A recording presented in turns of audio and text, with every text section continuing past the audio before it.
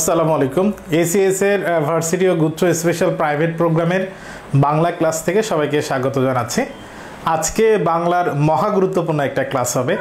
মহা গুরুত্বপূর্ণ ক্লাস বলতে আজকে আমরা বানান শিখব, নত্যবিধান সত্যবিধান শিখব, প্রয়োগ অপপ্রয়োগ শিখব, শুদ্ধি অশুদ্ধি শিখব। যে টপিকগুলো বিশ্ববিদ্যালয় ভর্তি পরীক্ষা, বিভিন্ন চাকরির পরীক্ষা সহ আমাদের সুন্দরভাবে বাংলা লেখা, রিটেনে ভালো নম্বর পাওয়া, সব জায়গায় সুন্দর করে লেখা, সঠিকটা লেখা, কোনটা ঠিক কোনটা বেঠিক এটা বুঝতে শেখা, এটার জন্য খুবই গুরুত্বপূর্ণ। এছাড়া আজকের লেকচারে আমরা রবীন্দ্রনাথ ঠাকুরের একটা ছোট গল্প অপরিচিতা এবং রবীন্দ্রনাথ ঠাকুরের সোনার তরী কবিতা সম্পর্কে জানব। কিভাবে প্রশ্ন হয় সে সম্পর্কে আমাদের ধারণা হবে। ভর্তি পরীক্ষার জন্য কী ধরনের প্রস্তুতি নিতে হবে সে সম্পর্কে আমরা বিস্তারিত জানব আজকের লেকচারে। তার মানে আমরা শুরু করতে পারি আজকের মহা গুরুত্বপূর্ণ টপিক। আমরা প্রথমে যেটা শিখব সেটা হচ্ছে নত্য সত্য বিধান। আমরা জানি বিধান মানে কি? বিধান মানে হচ্ছে নিয়ম। বিধান মানে নিয়ম। তার মানে আমরা আজকে শিখব মূর্ধন্য এবং মূর্ধন্য স এই দুইটা বর্ণ ব্যবহারের নিয়ম। এখন প্রশ্ন হচ্ছে মূর্ধন্য এবং মূর্ধন্য স কোথায় ব্যবহৃত হয়? মূর্ধন্য এবং মূর্ধন্য স ব্যবহৃত হয় সংস্কৃত শব্দে। সংস্কৃত শব্দেই কেবল মূর্ধন্য এবং মূর্ধন্য স ব্যবহৃত হয়। এ কারণে আমরা যখন নত্যবিধান এবং সত্যবিধান কি যখন পড়েছিলাম তখন বলেছে এরকম যে তৎসম শব্দে মূর্ধন্য এবং মূর্ধন্য স এর ব্যবহারের নিয়মকে বলা হয় নত্য ও সত্যবিধান। যেরকম এখানে লেখা আছে, আমরা প্রথম শিখছি নত্যবিধান। এখানে লেখা আছে তৎসম শব্দের বানানে মূর্ধন্য এর সঠিক ব্যবহারের নিয়মই হচ্ছে নত্যবিধান। ঠিক একইভাবে তৎসম শব্দে মূর্ধন্য স এর ব্যবহারের নিয়মকে বলা হয় সত্যবিধান। আমি এখানে লিখেছি সংস্কৃত, এখানে লেখা তৎসম। এর মানে সংস্কৃত যা তৎসম একই জিনিস, সংস্কৃতেরই আর এক নাম তৎসম।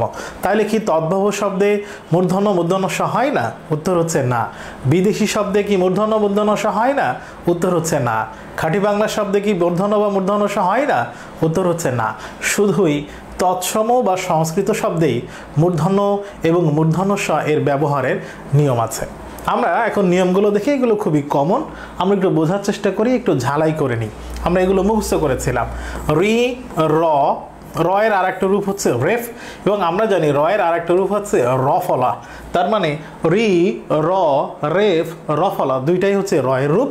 এবং মূর্ধন্য স এ তিনটা বর্ণের পরেই যদি কোনো ন লিখতে হয় সে নটা মূর্ধন্য ন হয়।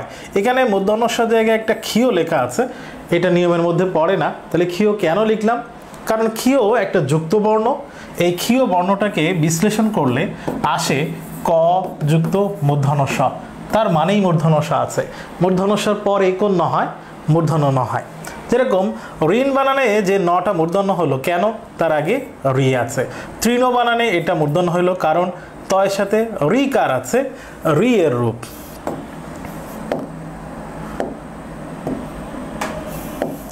একইভাবে বর্ণ বানানে নটা মূর্ধন্য হলো কেন? রেফ আছে, রেফ মানে রয়ের রূপ। বরণ বানানে মূর্ধন্য হলো কারণ এখানে র আছে। ঘৃণা বানানে মূর্ধন্য হলো তার কারণ এর আগে রিকার আছে। তাহলে রি, র এবং স। এরপর আমরা যদি বলি কৃষাণ বানান, কৃষাণ বানানে এই যে নটা মূর্ধন্য হলো তার কারণ কি? এখানে পেট কাটা মূর্ধন্য স আছে। তাহলে রি, র, স এরপরে কোনো ন লিখতে হলে সেটা মূর্ধন্য লিখতে হয়। ক্ষীয় লিখেছিলাম, কেন লিখেছিলাম? ক্ষীয়র বিষয়টা কোথায় আসে, কিভাবে আসে সেটা একটু দেখি। আমরা যদি কোনো জায়গায় লিখে থাকি ক্ষণ বানান বা ক্ষণ বানান বা ক্ষণজীবী বানান বা ক্ষীণজীবী বানানে মূর্ধন্য দিতে হয়। তার কারণ কি? আগে এখানে মূর্ধন্য স আছে। কিভাবে সেটা দেখেছে এখানে, কারণ ক্ষীয়টাকে ভাঙলে ক আর মূর্ধন্য স পাবো, ঠিক এর পরেই নটা মূর্ধন্য হবে। এখানে একটা জিনিস মনে রাখতে হবে যে সত্যবিধান নত্যবিধানের ক্ষেত্রে স্বরধ্বনির বিষয়টা আমরা মাথায় আনবো না বা মাথায় রাখবো না। এরপরে 2 নম্বর নিয়ম আমি দেখি, যদি রি, র বা রেফ বা রফলা বা স আগে যেগুলো ছিল ঠিক একইভাবে এরপরে কোনো বর্ণের বা বর্ণগুলো যদি এমন হয় ক বর্গ, প বর্গ। আমরা বর্গীয় বর্ণ শিখেছি, ওই যে আমরা মূর্খ কি মূর্খ না তার একটা টেস্ট তো দিয়েছি। এবং সে টেস্টে তোমরা অধিকাংশ পাশ করেছো, তোমরা অনেকেই লিখেছো যে আমি মূর্খ না, আমি মূর্খ না, অনেকে লিখেছো, কয়েকজন হয়তো লিখেছো যে আমি মূর্খ, অনেকে শিখেছে যে এখন আর মূর্খ নেই। ওই যে বর্গীয় বর্ণ আমরা শিখেছিলাম, ক বর্গের বর্ণ আমরা দেখেছিলাম 5টা, ক খ গ ঘ ঙ 5টা, প বর্গের বর্ণ এটাও 5টা, প ফ ব ভ ম, তাহলে 5 5 10, অন্তস্থ হ আর অনুস্বার, 5 5 10 আর 3 13। এই বর্ণ 13টার 13টা বা 12টা বা 2টা বা 1টা যদি থাকে এবং তার আগে অবশ্যই তার আগে যদি রি র স থাকে, তাহলে এর পরে যদি কোনো ন লিখতে হয় সেই নটা মূর্ধন্য দিতে হয়। কিভাবে বুঝবো? দেখো, কৃপণ বানান আমরা একটু বিশ্লেষণ করি। কৃপণ বানানটা যদি লিখি তাহলে এরকম করে কৃপণ বানানে আমাকে মূর্ধন্য লিখতে হয়। এখন প্রশ্ন হচ্ছে, কৃপণ বানানে মূর্ধন্যর আগে তো প আছে, তার মানে রি র স এগুলো তো নাই, তারপরে মূর্ধন্য কেন দিলেন? উত্তর হচ্ছে, কৃপণ বানানটাকে আমরা বিশ্লেষণ করলে দেখি ক এর সাথে রি কার আছে, তাহলে মানে ক, এরপরে রি কার মানে রি, এরপরে যে বর্ণটা আছে সে বর্ণটা হচ্ছে প। এখন আমরা যে নিয়মটা পড়ছি সেখানে বলা হচ্ছে আগে রি র স আছে, এরপরে যদি ক বর্গীয় বর্ণ বা প বর্গীয় বর্ণ থাকে, দেখছি এখানে প আছে, প মানে হচ্ছে প বর্গীয় বর্ণ, তাহলে এরপরে যদি কোনো ন আসে সেই নটা মূর্ধন্য লিখতে হয় ওই নিয়ম অনুযায়ী। আচ্ছা, আমরা পরিবহন বানান আমি একটু হিসাব করে লিখি। পরিবহন বানান, পরিবহন বানানে মূর্ধন্য লিখতে হয় কেন? যদিও পরিবহন বানান অভিধানে দন্তন্য লিখলেও ঠিক লেখা আছে, তো আমরা মূর্ধন্য দেব, মূর্ধন্যই ধরবো, কারণ নিয়ম অনুযায়ী এখানে মূর্ধন্য হওয়ার কথা।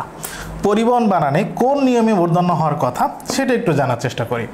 পরিবহনে এখানে র আছে, র লিখলাম, এরপরে আছে কি ব। আচ্ছা দেখো তো এই 13টার মধ্যে ব আছে কিনা? উত্তর হচ্ছে হ্যাঁ আছে, এই যে প বর্গীয় বর্ণের মধ্যেই তো ব আছে। আচ্ছা এরপরে আছে কি হ। আচ্ছা দেখো তো এই 13টার মধ্যে হ আছে কিনা? উত্তর হচ্ছে হ্যাঁ, এখানে তো হ লেখা আছে, তাইলে এরপরে যদি কোনো ন আসে সে নটা কি হবে? মূর্ধন্য হবে। এইভাবে নির্বাণ বানানে এই যে রেফ আছে, রেফ মানে র, এরপরে ব, তারপরে ন, বা হচ্ছে প বর্গীয়, তাহলে মূর্ধন্য হবে। গ্রহণ বানানে গ এর সাথে র ফলা আছে, র ফলা মানে র, এরপরে আছে হ, হ এখানে আছে কিনা? উত্তর হচ্ছে হ্যাঁ আছে, তাহলে এরপরে যদি ন আসে সেই নটা মূর্ধন্য হবে। তাহলে যে দুইটা নিয়ম আমরা শিখলাম, প্রথমটা রি র স এর পরেই নটা মূর্ধন্য হয়, ঠিক আরও একইভাবে রি র স আগে আছে, এরপরে যদি ক বর্গ প বর্গ অন্তস্থ অ হ আর অনুস্বার এই 13টা বর্ণের কোনোটা কোনো না কোনো কিছু থাকে, তাহলে এরপরে যে ন আসবে সে নটা মূর্ধন্য হবে। আচ্ছা, এর পরের নিয়ম হচ্ছে ট বর্গের বর্ণের সাথে ট বর্গের বর্ণ। মনে আছে? মনে আছে ট বর্গের বর্ণ কি কি? ট বর্গের বর্ণ হচ্ছে ট, ঠ, ড, ঢ মূর্ধন্য। ট ঠ ড ঢ এটা যদি একটা ফ্যামিলি হয়, এই ফ্যামিলির শেষে কি আছে? মূর্ধন্য আছে। তাহলে এই ফ্যামিলির লোকগুলা যদি খেতে বসে কাকে নিবে?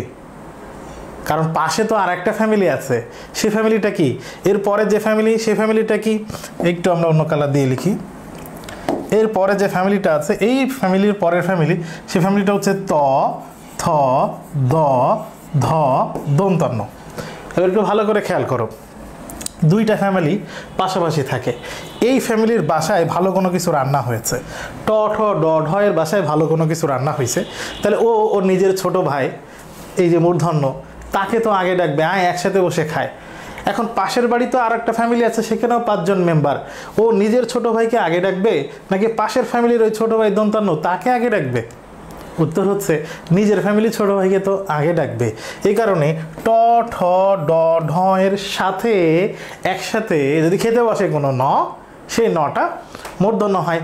ঠিক একইভাবে এই ফ্যামিলির যে রীতি এই ফ্যামিলিতেও তো একই নিয়ম বা একই রীতি ফলো করবে। ঠিক একইভাবে ত, থ, দ, ধ এই 4টা বর্ণের সাথে কোনো ন আটকে গেলে সেই নটা দন্তান্ন হয়। তাহলে এখানে এটার সাথে মূর্ধন্য হবে, এদের সাথে দন্তান্ন হবে। এই কারণে বন্টন বানান এই যে ট এর সাথে যুক্ত হয়েছে কোন ন? মূর্ধন্য, এই যে এখানে মাত্রা নেই। লুণ্ঠন বানানে ঠ এর সাথে যুক্ত হয়েছে কোন ন? মূর্ধন্য, এখানে মাত্রা নেই, কারণ আমরা জানি মূর্ধন্যর এই পাশে চান্দি শিলা, এই পাশে মাত্রা আছে কিন্তু এখানে মাত্রা নেই, দন্তান্ন পূর্ণ মাত্রা। যদি দেখি মাত্রা নেই তার মানে ওখানে মূর্ধন্য, যদি ওখানে সমান চিহ্ন দিয়ে ফেলি ভুল করে, সমান চিহ্ন মানে মাত্রাটা দিয়ে ফেলি, দাগটা দিয়ে ফেলি, তাহলে ওখানে কিন্তু দন্তন্য হয়ে যাবে। ঠিক একইভাবে খণ্ড বানানে যে যুক্ত বর্ণটা দেখছি মূলত এখানে আছে ন আর ড, ঢেন্ডন বানান এখানে ঢয়ের সাথে মূর্ধন্য যুক্ত আছে, তাহলে ট ঠ ড ঢয়ের সাথে ন যেটা যুক্ত হবে সেই নটা মূর্ধন্য হবে। আচ্ছা, এরপরে এখানে আমরা একটা কবিতা দেখতে পাচ্ছি। এই কবিতায় কি দেখছি? আমরা দেখছি যে কতগুলো শব্দেই স্বভাবতই মূর্ধন্য হয়। স্বভাবতই মূর্ধন্য হওয়া মানে কি? স্বভাবতই মূর্ধন্য মানে এই শব্দগুলো কোনো নিয়ম মানবে না, তারপরে মূর্ধন্য হবে। যেরকম দেখো এখানে লেখা আছে গণ বানান, গণ বানানে মূর্ধন্য হয়েছে কেন? এর আগে কি রি রস আছে? উত্তর হচ্ছে না। আচ্ছা, এর আগে রি রস তারপরে ক বর্গের বর্ণ তারপরে কি ন আছে? না, এখানে গ ক বর্গের বর্ণ আছে ঠিকই, কিন্তু তার আগে তো রি রস নাই।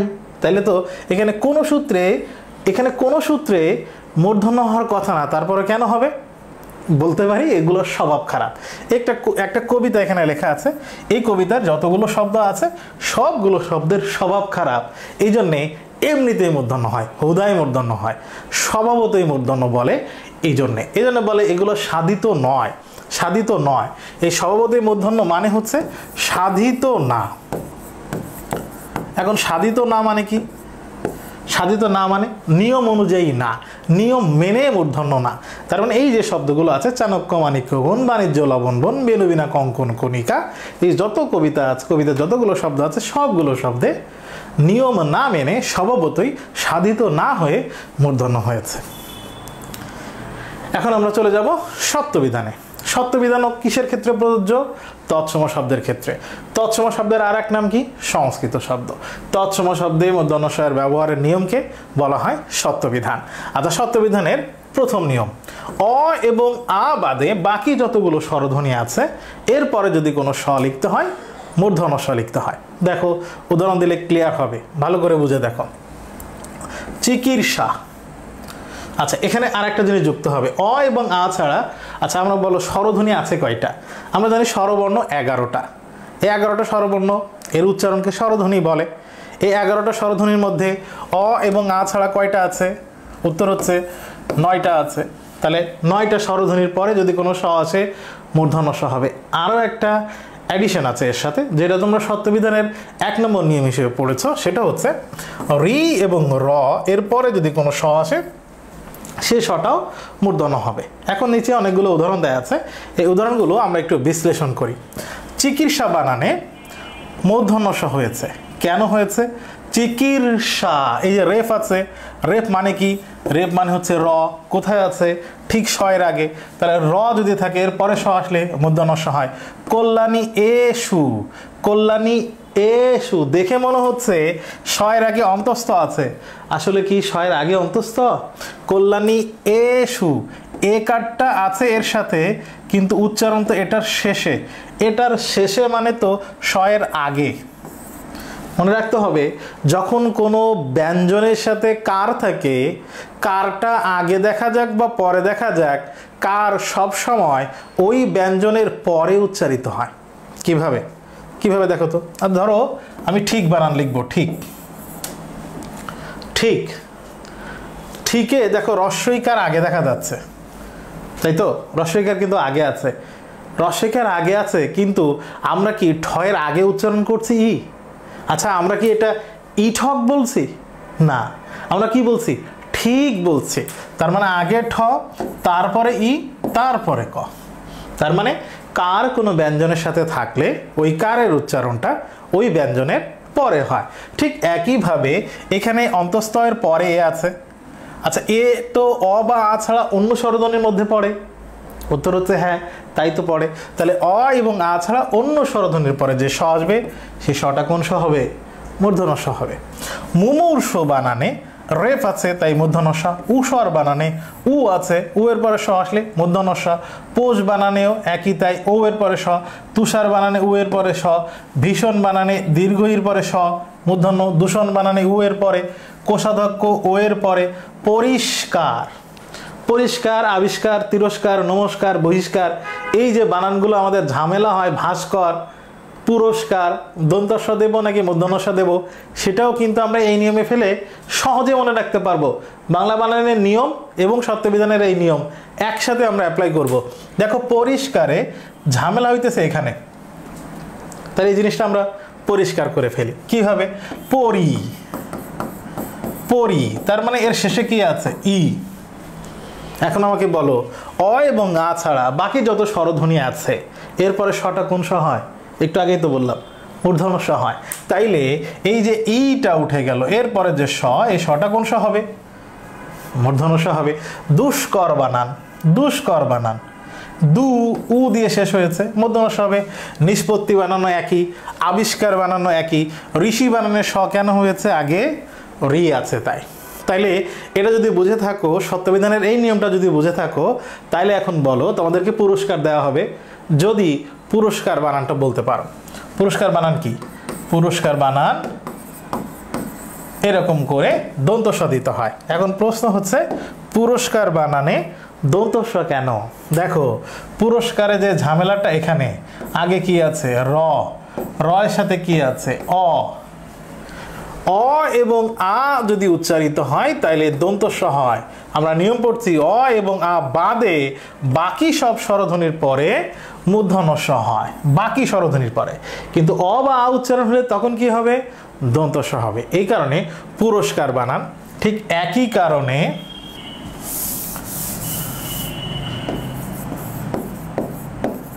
ভাস্কর বানান, এই যে দন্তস্ব ক, আগে কি আছে? ভা, তার মানে কি? আ, তাহলে আয়ের পরে স আসলে কোন স হবে?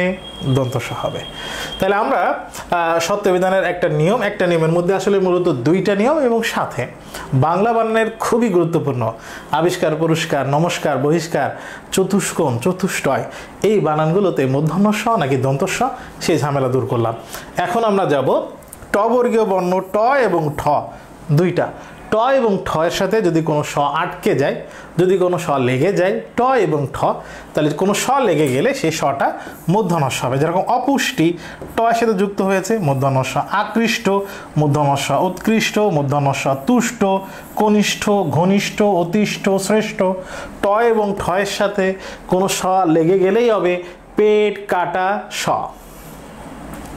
এখানেও কিছু শব্দের স্বভাবতই মূর্ধন্য স হয়। আগে যেরকম আমরা দেখেছিলাম কিছু শব্দের স্বভাব খারাপ, স্বভাবতই নিয়ম না মেনে মূর্ধন্য ন হয়, ঠিক একইভাবে কিছু শব্দের স্বভাব খারাপ, নিয়ম না মেনে মূর্ধন্য স হবে। তার মধ্যে অভিলাষ, আষাঢ়, পাষাণ, আভাস, ভাষা, এই শব্দগুলো আছে। আমরা এগুলো একটু মুখস্থ করে ফেলবো।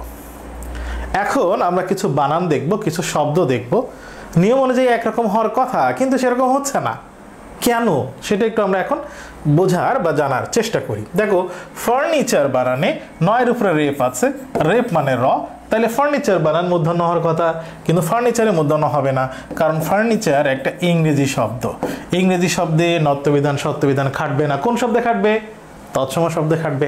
কেরানি, কেরানি একটা আরবি শব্দ, আরবি শব্দ হওয়ার কারণে নত্যবিধান সত্যবিধান নত্যবিধান খাটবে না। দন্তান মূর্ধন্য হওয়ার কথা কিন্তু দন্তান হবে। ধরন একটা তদ্ভব শব্দ বা খাঁটি বাংলা শব্দ, ধরন বানানেও মূর্ধন্য হবে না, দন্তান্ন হবে। করেন, ধরেন, মারেন হিসেবে র এর পরে নটা মূর্ধন্য হওয়ার কথা, কিন্তু বাংলা ক্রিয়াবাচক শব্দে নটা মূর্ধন্য হবে না। এজেন্ট, এজেন্ট কেন হইলো? ট এর সাথে নটা তো মূর্ধন্য হওয়ার কথা, কিন্তু এজেন্ট তো ইংরেজি শব্দ, ইংরেজি শব্দে তো মূর্ধন্য হয় না। কর্নেলও তাই ইংরেজি শব্দ, ইংরেজি শব্দে মূর্ধন্য হয় না। গ্রন্থ বানানে কেন গয়ের সাথে রফলা আছে তারপরে নটা মূর্ধন্য হইল না? এর কারণ হচ্ছে এই যে যুক্ত হয়েছে নটা, এখানে নয়ের সাথে থ যুক্ত হয়েছে। থ, নয়ের সাথে থ যুক্ত হলে এরকম থটা হ হয়ে যায়। ঠিক একইভাবে দন্তস্বর সাথে থ যুক্ত হইলেও থটা হ লিখলে হয়ে যায়।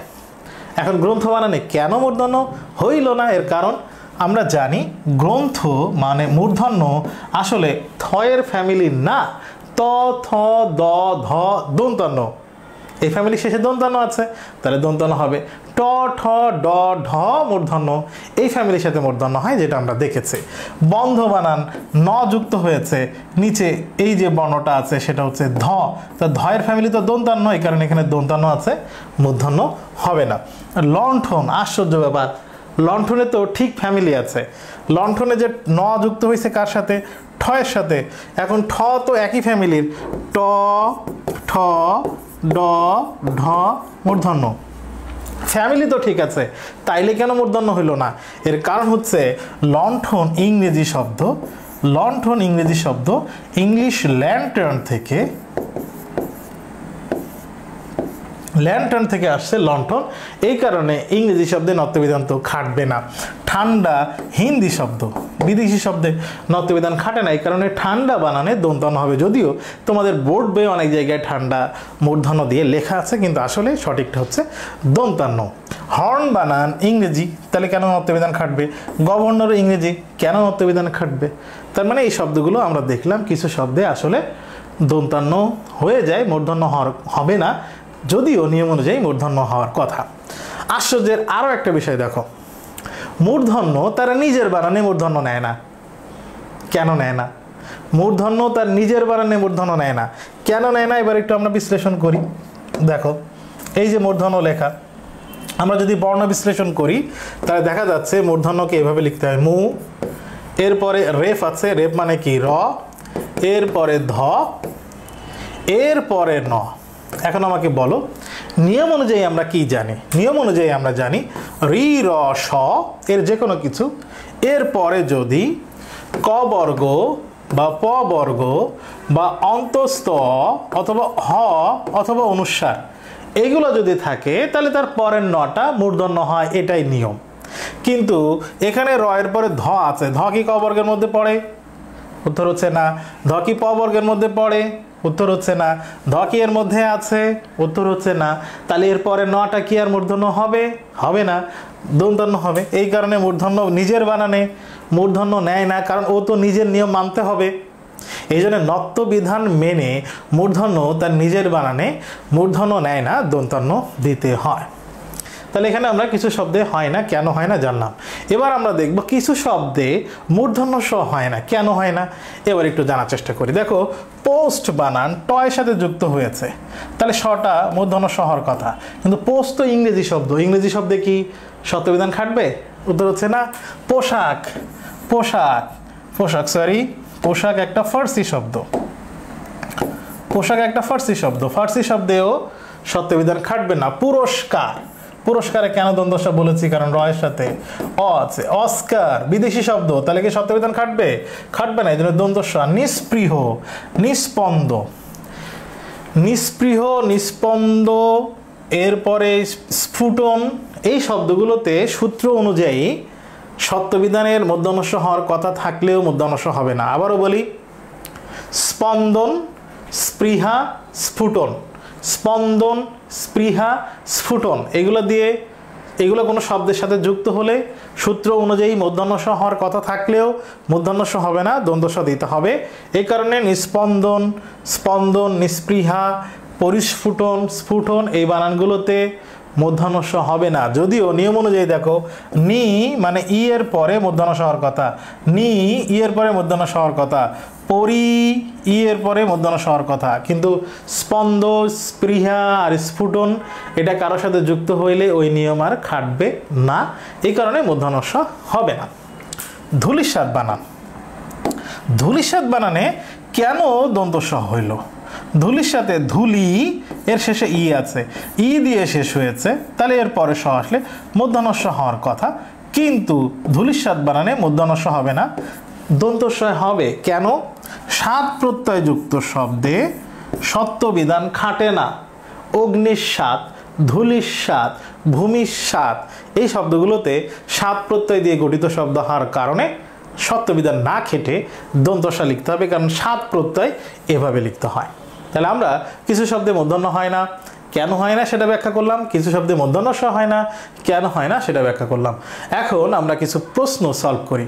নত্যবিধান কার্যকর নয় কোন শব্দে? নত্যবিধান কার্যকর নয় কোন শব্দে? নয় মানে কাজ করে না। দেখো তৎসম শব্দের নত্যবিধান কার্যকর, সংস্কৃত শব্দের নত্যবিধান কার্যকর, কারণ তৎসমের আরেক নামই তো সংস্কৃত, উভয় শব্দ তার মানে তৎসম সংস্কৃত বোঝাইছে, কিন্তু তদ্ভব শব্দে নত্যবিধান কার্যকর নয়, তাহলে উত্তর হবে তদ্ভব শব্দে। নিচের কোন শব্দটির বানান ভুল? বানান ভুল কোনটা তোমরা সহজে দেখতে পাবে। দেখো কর্নেল, এই কর্নেল বানানটা তো একটা ইংরেজি শব্দ, তাহলে ইংরেজি শব্দে কি আর মূর্ধন্য হয়? তাহলে এটাই উত্তর। প্রতিযোগিতা ঠিক আছে, প্রাণী জগৎ ঠিক আছে, স্টেশন ঠিক আছে। স্টেশন টয়ের সাথে যুক্ত হয়েছে, তাহলে হিসেবে তো মূর্ধন্য স হওয়ার কথা। তারপরেও স্টেশন বানানে দন্ত স হবে, কেন হবে? কারণ স্টেশন তো একটা ইংরেজি শব্দ, ইংরেজি শব্দে সত্য বিধান খাটবে না। এরপর আমরা দেখি স্বভাবতই মূর্ধন্য স বিষয়টা এমন শব্দ। স্বভাবতই মানে কি? স্বভাবতই মানে হচ্ছে নিয়ম না মেনে, নিয়ম না মেনে। দেখো অভিষেক, অভিষেক ই এর পরে স মূর্ধন্য স, ঠিক আছে।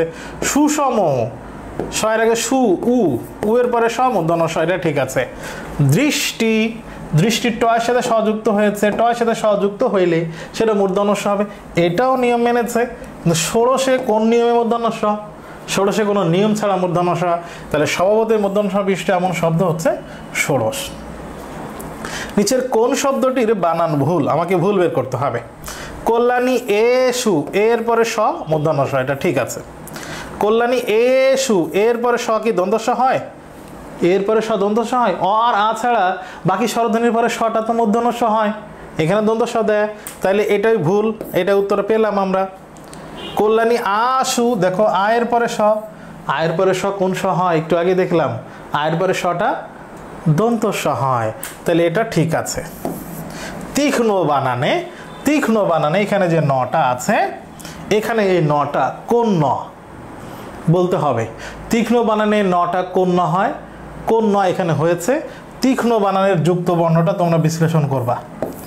ক্লাস যারা দেখবে, আজকের এই ক্লাসটা আপলোড হয়ে যাওয়ার পরে, ক্লাস দেখার পরে, আমার এই ভিডিও এই পর্যন্ত আসার পরে তোমাদের কাজ হচ্ছে তীক্ষ্ণ বানানটাকে, এই যুক্ত বর্ণটাকে বিশ্লেষণ করতে হবে। তীক্ষ্ণ বানানে ক্ষীয়র নিচে ন আছে, নটা দন্তন্য নাকি মূর্ধন্য, কোন ন হবে এটা কমেন্ট করতে হবে এই ক্লাস দেখার পরে। এটা হচ্ছে তোমাদের কাজ। তাহলে উত্তর কিন্তু এটা। আমরা নত্যবিধান সত্যবিধান শিখলাম, বাংলা বানানেরও কিছু নিয়ম শিখলাম। এখন আমরা বাংলা বানানের আরও কিছু নিয়ম একটু শেখার চেষ্টা করি। দেখো ধর্ম এভাবে লিখলে ভুল হবে, ধর্ম এভাবে লিখলে ভুল হবে, ধর্ম এভাবেই হবে। এখানে সবুজ, এখানে লাল দেয়া আছে, তার মানে লালগুলো ভুল, সবুজগুলো ঠিক আছে। ধৈর্য এভাবে লিখলে ভুল হবে, ধৈর্য এভাবে লিখতে হবে। কেন লিখতে হবে? এটার জন্যে এই যে নিচে লেখা আছে, দেখো কেন। এর কারণ হচ্ছে রেফের পরে ব্যঞ্জন বর্ণের দ্বিত্ব হয় না। দ্বিত্ব হয় না মানে দুইবার আর লেখা যাবে না। ধর্ম, দেখো রেফ আছে, তাহলে নিচে ম কয়টা? দুইটা, এটা ভুল, এরকম হবে। ধৈর্য রেফ আছে, তাহলে জ, আবার জ ফলা, তাহলে জ কয়টা? দুইটা, হবে না, এরকম হবে। তোমরা বাংলায় লেখা বাংলাদেশের সরকারি যত অফিস আছে, অফিসের বাংলা কি? অফিসের বাংলা কার্যালয়, কার্যালয়। সরকারি যত অফিস আছে তোমরা সব জায়গায় বানান দেখবে এভাবে লেখা আছে।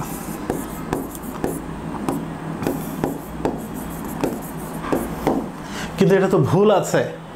ভুলটা কোথায়? ভুলটা তো এখানে, এই যে রেফ আছে, রেফের পরে জ, আবার জ ফলা, তার মানে জ কয়টা? দুইটা, তাহলে দুইটা জ হবে না, কার্যালয় বানান হবে এরকম। তাহলে এরকম অনেক বানান আমরা এরকম ভুল দেখি। আচ্ছা, এরপরে আরেকটা বানান দেখো, উজ্জ্বল বানানে এভাবে লিখতে হবে বফলা, উজ্জ্বল বানানে বফলা না দিলে ভুল হবে। সজল বানানে বফলা নেই, সজল বানানে আবার বফলা দিলে ভুল হবে। প্রজ্জ্বল বানানে পয় রফলা ওকার, আবার জফলা জ যার নিচে বফলা হবে, কিন্তু প্রজ্জ্বলে এরকম এখানে বফলা না দিলে ভুল হবে। জল জল করছে, জল জলে বফলা না দিলে ভুল হবে। জল জলে দুটাতেই, আবার জল জল যদি আমি আলাদা করে লিখি তাহলে সেখানে আবার বফলা হবে না। কেন, কিভাবে, এটা একটু আমরা ব্যাখ্যা করার চেষ্টা করি।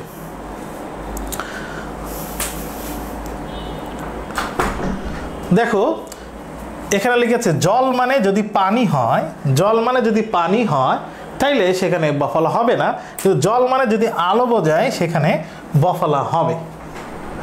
যে শব্দে জল মানে আলো বুঝাইছে সেখানে বফলা হবে না, সরি বফলা হবে।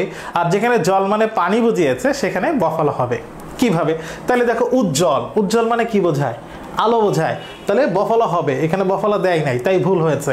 সজল আঁকি, খুব ভালো করে পড়াশোনা করছো, যারা সেকেন্ড টাইমার আছো বা ফার্স্ট টাইমার, অনেক পরিশ্রম করছো, পরিশ্রম করার পরে অ্যাডমিশন দিয়েছো, অ্যাডমিশন দিয়ে গুচ্ছে বা চট্টগ্রাম বিশ্ববিদ্যালয় বা জাহাঙ্গীরনগর বিশ্ববিদ্যালয়, যারা ঢাবিতে দিবে ঢাবিতে, বাংলা দেখাইছো কষ্ট করে পরিশ্রম করে, এরপরে তোমার চান্স হইলো না, কষ্ট পাইছো, তোমার তখন চোখে কি থাকবে, আলো না পানি? তখন তোমার সজল আঁকি, তখন তোমার চোখে পানি থাকবে, তাহলে পানি হইলে কি বফলা হয়? হয় না, এই জন্য সজল এরকম হবে। প্রজ্জ্বল বানান, প্রজ্জ্বল, এটা জল আলোর সাথে সম্পর্কিত, এই জন্য বফলা হবে। একইভাবে আমি যদি বলি, এবার দেখো যারা পরিশ্রম করে চান্স পাইলো, হ্যাঁ একটা বিশ্ববিদ্যালয়ে ভর্তি পরীক্ষায় সে ভালো করলো, গুচ্ছে বা জাহাঙ্গীরনগর বিশ্ববিদ্যালয় বা ঢাকা বিশ্ববিদ্যালয় কার্জন হলের লাল বিল্ডিংয়ে পড়ার সৌভাগ্য অর্জন হইল যার, তার চান্স পাওয়ার রেজাল্ট দেখার পরে চোখ কী করবে? জল জল করবে, চোখে তখন আলো না পানি থাকবে? হয়তো আনন্দের কান্না আসতে পারে, কিন্তু তখন তার চোখ জল জল করবে। এই জল জলে আলো বুঝাইছে, তাহলে জল জলে যদি বফলা না দিই তাহলে তো ভুল, তাহলে ওই জল জল হবে জল জল করছে, এরকম বফলা হবে।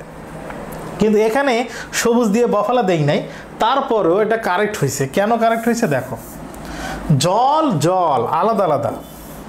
তৃষ্ণায় ছেলেটা জল জল করছে, সে জল চাইতেছে, তাহলে এখানে তো এই জল মানে তো পানি বুঝাইছে, তাহলে এখানে কেন বফলা হবে? তাহলে আমরা একটা বেশ মজার, খুবই গুরুত্বপূর্ণ একটা নিয়ম শিখলাম। এখন আমরা আরও খুবই মজার, খুবই ইম্পর্টেন্ট আর একটা নিয়ম শিখব।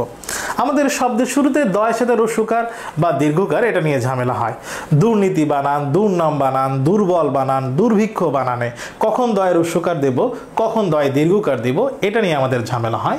সেই ঝামেলা আজকে দূর হয়ে যাবে, সেই ঝামেলার মুশকিলে আসান, সেই মুশকিলের আসান আজকে হয়ে যাবে। কিভাবে দেখো, দুর্নীতি বানান, দুর্নীতি বানানে দয়ের রস্যকার হয়, সবুজ যেহেতু এটা ঠিক আছে, কিন্তু দুর্নীতিতে দীর্ঘ দিলে ভুল। দূরত্ব বানানে দয় দীর্ঘকার, এটা ঠিক আছে। দুর্গম বানানে দীর্ঘকার দিলে এটা হচ্ছে না, দুর্গম বানানে রস্যকার হবে, দূরত্ব বানানে দয় রস্যকার দিলে আবার ভুল হইতেছে। এখন এইটা কেমনে হইল, কিভাবে হবে? এটার সমাধান হচ্ছে, যদি নেতিবাচক হয় তাহলে দয় রস্যকার, আর দূর বা দূরত্ব বোঝালে দয় দীর্ঘকার। শব্দটা যদি নেগেটিভ মিনিং দেয়, নেতিবাচক সেন্স দেয়, তাইলে দয় রস্যকার। আর শব্দটা যদি ডিস্টেন্স বোঝায়, দূর বোঝায়, তাহলে দয় দীর্ঘকার। তাইলে এখন বলো, দুর্নীতি মানে নেতিবাচক, খারাপ নীতি, তাহলে তো দয় দীর্ঘকার হবে না, রস্যকার হবে। দুর্গম মানে যেটা গমন করা যায় না, নেতিবাচক, তাহলে দয় রস্যকার হবে। দূরত্ব ডিস্টেন্স বুঝিয়েছে, দয় দীর্ঘকার হবে, রস্যকার দিলে ভুল হবে। যেরকম আমি বলি দুর্ভিক্ষ, দুর্ভিক্ষে তো আমি দয় রস্যকার দিয়েছি। দুর্ভিক্ষ মানে কি? ভিক্ষার অভাব, মানে খাবারের অভাব, তাহলে নেতিবাচক, দয় রস্যকার হবে। আমি যদি বলি দুর্বল, দুর্বল বল নেই এমন, বলের অভাব, তাহলে দয় রস্যকার হবে। ঠিক একইভাবে মোবাইল, মোবাইলের বাংলা কি? মোবাইলের বাংলা দূর আলাপনি, দূর আলাপনি, দূর আলোপনি,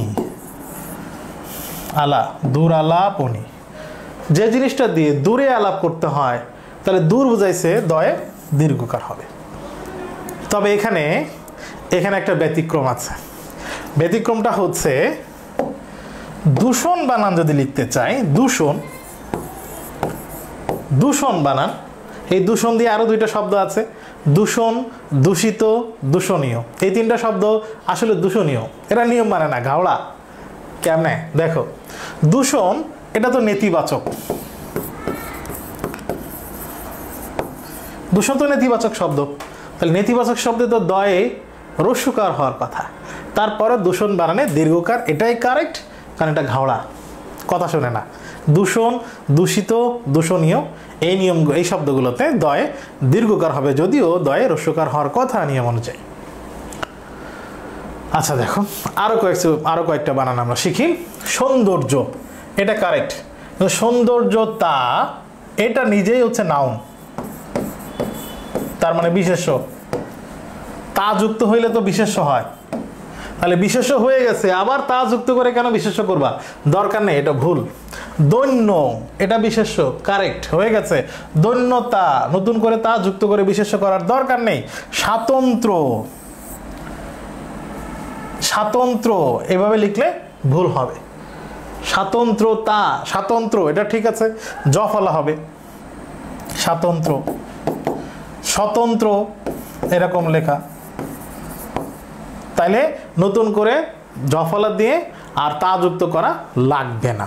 এখানে নিয়মটা হচ্ছে শব্দের প্রথমে যদি এইগুলো থাকে, আর ওই ও এবং যদি থাকে, নতুন করে তা বা তয়বা ফলা যুক্ত করে বা জ বা জ ফলার পরে যদি তা যুক্ত করে তুমি আবার বিশেষ্য করার চেষ্টা করো, তাহলে এই চেষ্টাটা ভুল হবে, কোনো দরকার নেই নতুন করে। এরকম অনেকগুলো শব্দ আছে, যেরকম সখ্য, এটাই কারেক্ট, তোমার সখ্যতা এটা লেখার কোনো দরকার নেই। তারপরে একত্র, এটাই কারেক্ট, তোমার নতুন করে একত্রিত দরকার নেই। এরকম অনেকগুলো বানান আছে। ভারসাম্য, এটাই কারেক্ট, ভারসাম্যতা আবার তা প্রত্যয় দিয়ে যুক্ত করে বিশেষ্য করার কোনো দরকার নেই। এই বানানগুলো একটু লেখা প্র্যাকটিস করবে, শুধু এই বানান না। তোমরা অবশ্যই আজকের যে লেকচার হচ্ছে নত্যবিধান সত্যবিধান বাংলা বানানের নিয়ম, এটা যখন বাসায় তোমরা পড়বে, শুধু পড়লে কিন্তু হবে না, এটা লিখে প্র্যাকটিস করতে হবে। তাহলে প্রথম একটা কাজ দিয়েছিলাম ক্লাসের মধ্যে, তোমরা ক্লাসের মধ্যে আছো কিনা, দ্বিতীয় টেস্ট যে তোমরা ক্লাসে করেছো কিনা। এই ক্লাস করার পরে কমেন্টে, আগে তো একটা কাজ দিয়েছি, আর একটা কাজ লিখতে হবে যে তোমরা এই ক্লাস করার সময় লিখে লিখে প্র্যাকটিস করেছো কিনা, ক্লাস করার সময় বানানটা লিখে প্র্যাকটিস করেছো কিনা এই ক্লাসের কমেন্ট সেকশনে লিখতে হবে। প্রথম একটা কাজ দিয়েছিলাম, দ্বিতীয় কাজ, দ্বিতীয় কমেন্ট কি? কমেন্ট হচ্ছে যদি লিখে প্র্যাকটিস করো তা লিখবা ওখানে যে হ্যাঁ লিখে লিখে প্র্যাকটিস করছি, আর যদি লিখে প্র্যাকটিস না করো সেটাও লিখবা। বানানের নিয়ম, সন্ধির নিয়ম, ধ্বনি পরিবর্তনের নিয়ম যখন পড়ানো হবে তখন লিখে প্র্যাকটিস করা খুবই জরুরি। আমরা এখন একটা অদ্ভুত নিয়ম শিখব। আমরা জানি যে অনেকগুলো শব্দ আছে যে শব্দগুলোতে ভূত লেগে যায়, ভূত, ভূত লিখতে হয়। পরাভূত, প্রভূত, অদ্ভুত, ভুতুড়ে, কিমভূত, অভিভূত, এরকম অনেক শব্দ আছে যে শব্দগুলোতে ভূত লেগে যায়। শব্দে ভূত লাগলে এটার একটা সমাধান আছে। যদি শব্দে ভূত লাগে, অদ্ভুতের ভূত শুধু রস্যকার, বাকি সকল ভূত দীর্ঘকার। অদ্ভুতে যদি ভূত লিখতে চাও, অদ্ভুতের ভূতটাতে রস্যকার হবে, আর কোনো শব্দে, যে কোনো শব্দে যদি ভূত লেগে যায় অবশ্যই দীর্ঘকার হবে। এই কারণে অদ্ভুতে রস্যকার, অদ্ভুতে দীর্ঘকার দিলে ভুল হবে। ভুতুড়েতেও দীর্ঘকার, কারণ অদ্ভুত ছাড়া বাকি সব জায়গায় ভুতুড়িতে সব জায়গাতে দীর্ঘকার হবে, এই জন্য ভুতুড়ে যদি রস্যকার দেখে লেখো ভুল হবে। একীভূত ভয়ে দীর্ঘকার, বশীভূত ভয়ে দীর্ঘকার, কিন্তু বশীভূত এভাবে লিখলে ভুল হবে। তাহলে আমরা যখন বলি অভিভূত হয়ে গেলাম, অভিভূত, তাহলে অভিভূত, অভিভূততেও দীর্ঘকার, কারণ শুধু অদ্ভুত বানানে রস্যকার, বাকি সকল ভূতে দীর্ঘকার। এরপর আসলে এটা খুবই মজার একটা নিয়ম, আসলে মজার। আমি অনেকগুলো সব নিয়ম পড়ানোর সময় তোমাদেরকে বলছি যে এগুলো মজার, এটা আরো বেশি মজার। আসল মজার নিয়মটা আমরা এখন শিখব। আমরা অনেকগুলো শব্দ আছে এরকম যে মুখস্থ, প্রশস্ত, অভ্যস্ত, দ্বারস্থ, নিকটস্থ, বানপ্রস্থ, এই বানানগুলোতে আমি দন্তস্বর সাথে ত দেব নাকি দন্তস্বর সাথে থ দেব, এটা নিয়ে ভেজাল হয়। আমরা জানি ত লিখলে এভাবে লিখতে হয়, কিন্তু দন্তস্বর সাথে থ লিখলে একটু আগে দেখিয়েছি থ মানে হ দিলে হয়। তো এখানে একটা মজার সিস্টেম আছে। মজার সিস্টেমটা হচ্ছে যখন পরীক্ষায় আসবে তোমাদের কাজ হচ্ছে ওই অংশটা তোমরা আঙুল দিয়ে চেপে ধরবা, বাদ দিয়ে দিবা। এইভাবে তোমরা তো এইভাবে মুছতে পারবা না, এভাবে আঙুল দিয়ে চেপে ধরবা। ওই অংশটা আঙুল দিয়ে চেপে ধরার পরে বাকি যতটুকু থাকে ওইটুকু যদি অর্থ দেয়, বাকিটুকু যদি কোনো অর্থ থাকে তাহলে দন্তস্বর সাথে থ হবে। আর যদি বাদ দিলে বাকিটার কোনো অর্থ না থাকে, ধরো এটা বাদ দিলাম, বাকিটা কি আছে অভ্য, অভ্যের কোনো অর্থ নেই, তাইলে দন্তস্বর সাথে ত হবে। আর যদি বাদ দিলে অর্থ থাকে, এই যে এটা বাদ দিলে মুখ থাকে, তাহলে দন্তস্বর সাথে থ লিখতে হবে। এই কারণে মুখস্থ বানানে থ, এটা বাদ দিলে মুখ মিনিং আছে, মুখস্থ ত দিলে ভুল। অভ্যস্ত এটা বাদ দিলে অভ্য কোনো অর্থ নেই, তাহলে অভ্যস্ত ত হবে, অভ্যস্ত যদি থ দেই তাহলে ভুল হবে। দ্বারস্থ মানে কি? দ্বারে স্থাপিত, দ্বারস্থ দরজার কাছে, এইখানে এটা বাদ দিলে কি থাকে? দ্বার মানে দরজা, তাহলে দরজা তো মিনিংফুল, তাহলে দন্তস্বর সাথে থ হবে, দ্বারস্থ ত দিলে ভুল হবে। আমরা মনে রাখবো কি করে? দন্তস্ব ত শব্দের শেষ থেকে বাদ দিলে অর্থ থাকে না, ওইটা যদি আমরা বাদ দিয়ে দিই অর্থ থাকবে না। দন্তস্বর সাথে থ শব্দের শেষ থেকে বাদ দিলে অর্থ থাকে, এভাবে আমরা মনে রাখতে পারি। আমরা আর একটা উদাহরণ দেখি। আমি যদি তোমাদেরকে বলি প্রশস্ত বানান কি? প্রশস্ত বানান কি? দেখো প্রশস্ততেও আমি যে এই অংশটা যদি বাদ দিই তাহলে কি থাকে? প্রশ, এটা কোনো মিনিংফুল শব্দ না, তাহলে যদি শব্দের শেষ থেকে বাদ দিলে অর্থ থাকে না, এটা দেখছি কোনো অর্থ থাকে না, তাহলে দন্তস্বরের সাথে কি হবে? এই যে ত হবে। আর যদি অর্থ থাকে তাহলে থ হবে। এটা আমরা শিখলাম, বেশ মজার বাংলা বানানের। এখন আর একটা নিয়ম শিখব। এই নিয়মটা হচ্ছে আমরা অনেক সময় দেখি যে প্রাণী বানানে, শুধু প্রাণী বানানে দীর্ঘইকার দিতে হচ্ছে, কিন্তু প্রাণী বিদ্যা লিখতে হইলে দীর্ঘইকারটা রস্বইকার হয়ে যাচ্ছে। দায়ী বানানে দীর্ঘইকার হয়, কিন্তু দায়িত্ব লিখতে হইলে সেই দীর্ঘইকারটা রস্বইকার হয়ে যাচ্ছে। প্রতিযোগী বানানে দীর্ঘইকার হয়, কিন্তু প্রতিযোগিতা লিখতে গেলে সেটা রস্বইকার হয়ে যাচ্ছে। এখন এটার একটা নিয়ম আছে, সেটা কি? দীর্ঘইকার আছে এমন শব্দ শেষে যদি নতুন করে তা, তয়বা, ফলা, নি, সভা, জগৎ, বিদ্যা, পরিষদ এগুলো যুক্ত হয়, তাহলে ওই দীর্ঘইকারটা রস্বইকার হয়ে যাবে। কিভাবে? দেখো, প্রতিযোগীর শেষে দীর্ঘইকার আছে, কিন্তু প্রতিযোগিতা এই দীর্ঘইকার থাকবে না, এটা ভুল। প্রতিযোগিতা এমন হবে, প্রতিযোগিতা এই দীর্ঘইকারটা রস্বইকার হয়ে যাবে। দায়ী বানানে দীর্ঘইকার, কিন্তু যদি আমি দায়িত্ব লিখতে চাই তাহলে এই দীর্ঘইকারটা রস্বইকার হয়ে যাবে। স্থায়ী বানানে আমরা জানি স্থায়ী বানান এরকম, কিন্তু স্থায়িত্বতে দীর্ঘইকার থাকবে না, এটা ভুল। স্থায়িত্বতে ওই দীর্ঘইকারটা রস্বইকার হয়ে যাবে। প্রাণী বানান এরকম, কিন্তু প্রাণী বিদ্যা, প্রাণী জগৎ, প্রাণী বর্গ লিখতে গেলে তখন আর দীর্ঘইকার থাকবে না, এটা হয়ে যাবে প্রাণী বিদ্যা। বলো, খেয়াল করছিলা কি না? তোমাদের প্রাণীবিদ্যা বই এখনই খেয়াল করো, বের করো প্রাণীবিদ্যা, প্রাণী জগৎ কি লেখা আছে দেখো। যাদের খেয়াল নেই এক্ষুনি দেখো। আর অনেকের তো খেয়াল আছে, দেখেছো, কিন্তু হয়তো জানতে না যে কেন প্রাণীতে দীর্ঘইকার, কিন্তু প্রাণী জগৎ, প্রাণীবিদ্যা এইগুলোতে রস্বইকার হয়ে গেছে। আজ থেকে ইনশাল্লাহ মনে থাকবে। এবার আমরা শুদ্ধি অশুদ্ধির এই নিয়মের বাইরেও আরও অনেকগুলো শব্দের শুদ্ধি অশুদ্ধি আমাদেরকে শিখতে হবে। এরকম কিছু শব্দের শুদ্ধি অশুদ্ধি আমরা এখন শিখব। কিছু আছে নিয়মের মধ্যে, কিছু আছে নিয়ম ছাড়া।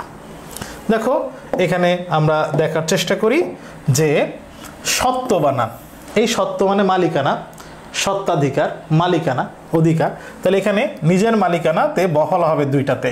সত্ত্ব যদি বফলা না দেই তাহলে ভুল হবে। আবশ্যক এটা ঠিক আছে, কিন্তু আবশ্যকীয় এটা ভুল। কার্যাবলী মূল সাথে শেষে যুক্ত হয়েছে আবলী। আবলী যুক্ত হওয়া সকল শব্দে আবলী বানানে রস্বইকার হবে। এই জন্য প্রশ্নাবলী যদি এইভাবে লেখা থাকে এটা ভুল। প্রশ্নাবলী, পদাবলী সবগুলোতে রস্বইকার হবে। পরিবাহী শব্দের শেষে যদি বাহী এবং জীবী যুক্ত হয়, পরিবাহী, পরজীবী, কৃষিজীবী, যদি বাহী এবং জীবী যুক্ত হয় তাহলে এই দীর্ঘইকার থাকবে, এখানে দুইটা দীর্ঘই থাকবে। কর্মজীবী এখানে রস্বইকার দিলে ভুল, কর্মজীবীতে দীর্ঘইকার হবে, এটা ভুল দেয়া আছে।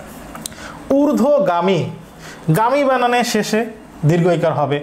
মুখী বানানের শেষে দীর্ঘইকার হবে, তাহলে অভিমুখী এখানে রস্বইকার দেয়া, এটা ভুল। বামপন্থী শেষে দীর্ঘইকার হবে, তাহলে বামপন্থী, পন্থী জ দিয়ে যত কিছু আছে, ডানপন্থী সবগুলোতে দীর্ঘই হবে। নির্দোষী এটা ভুল, ঠিক কি? ঠিক হচ্ছে নির্দোষ।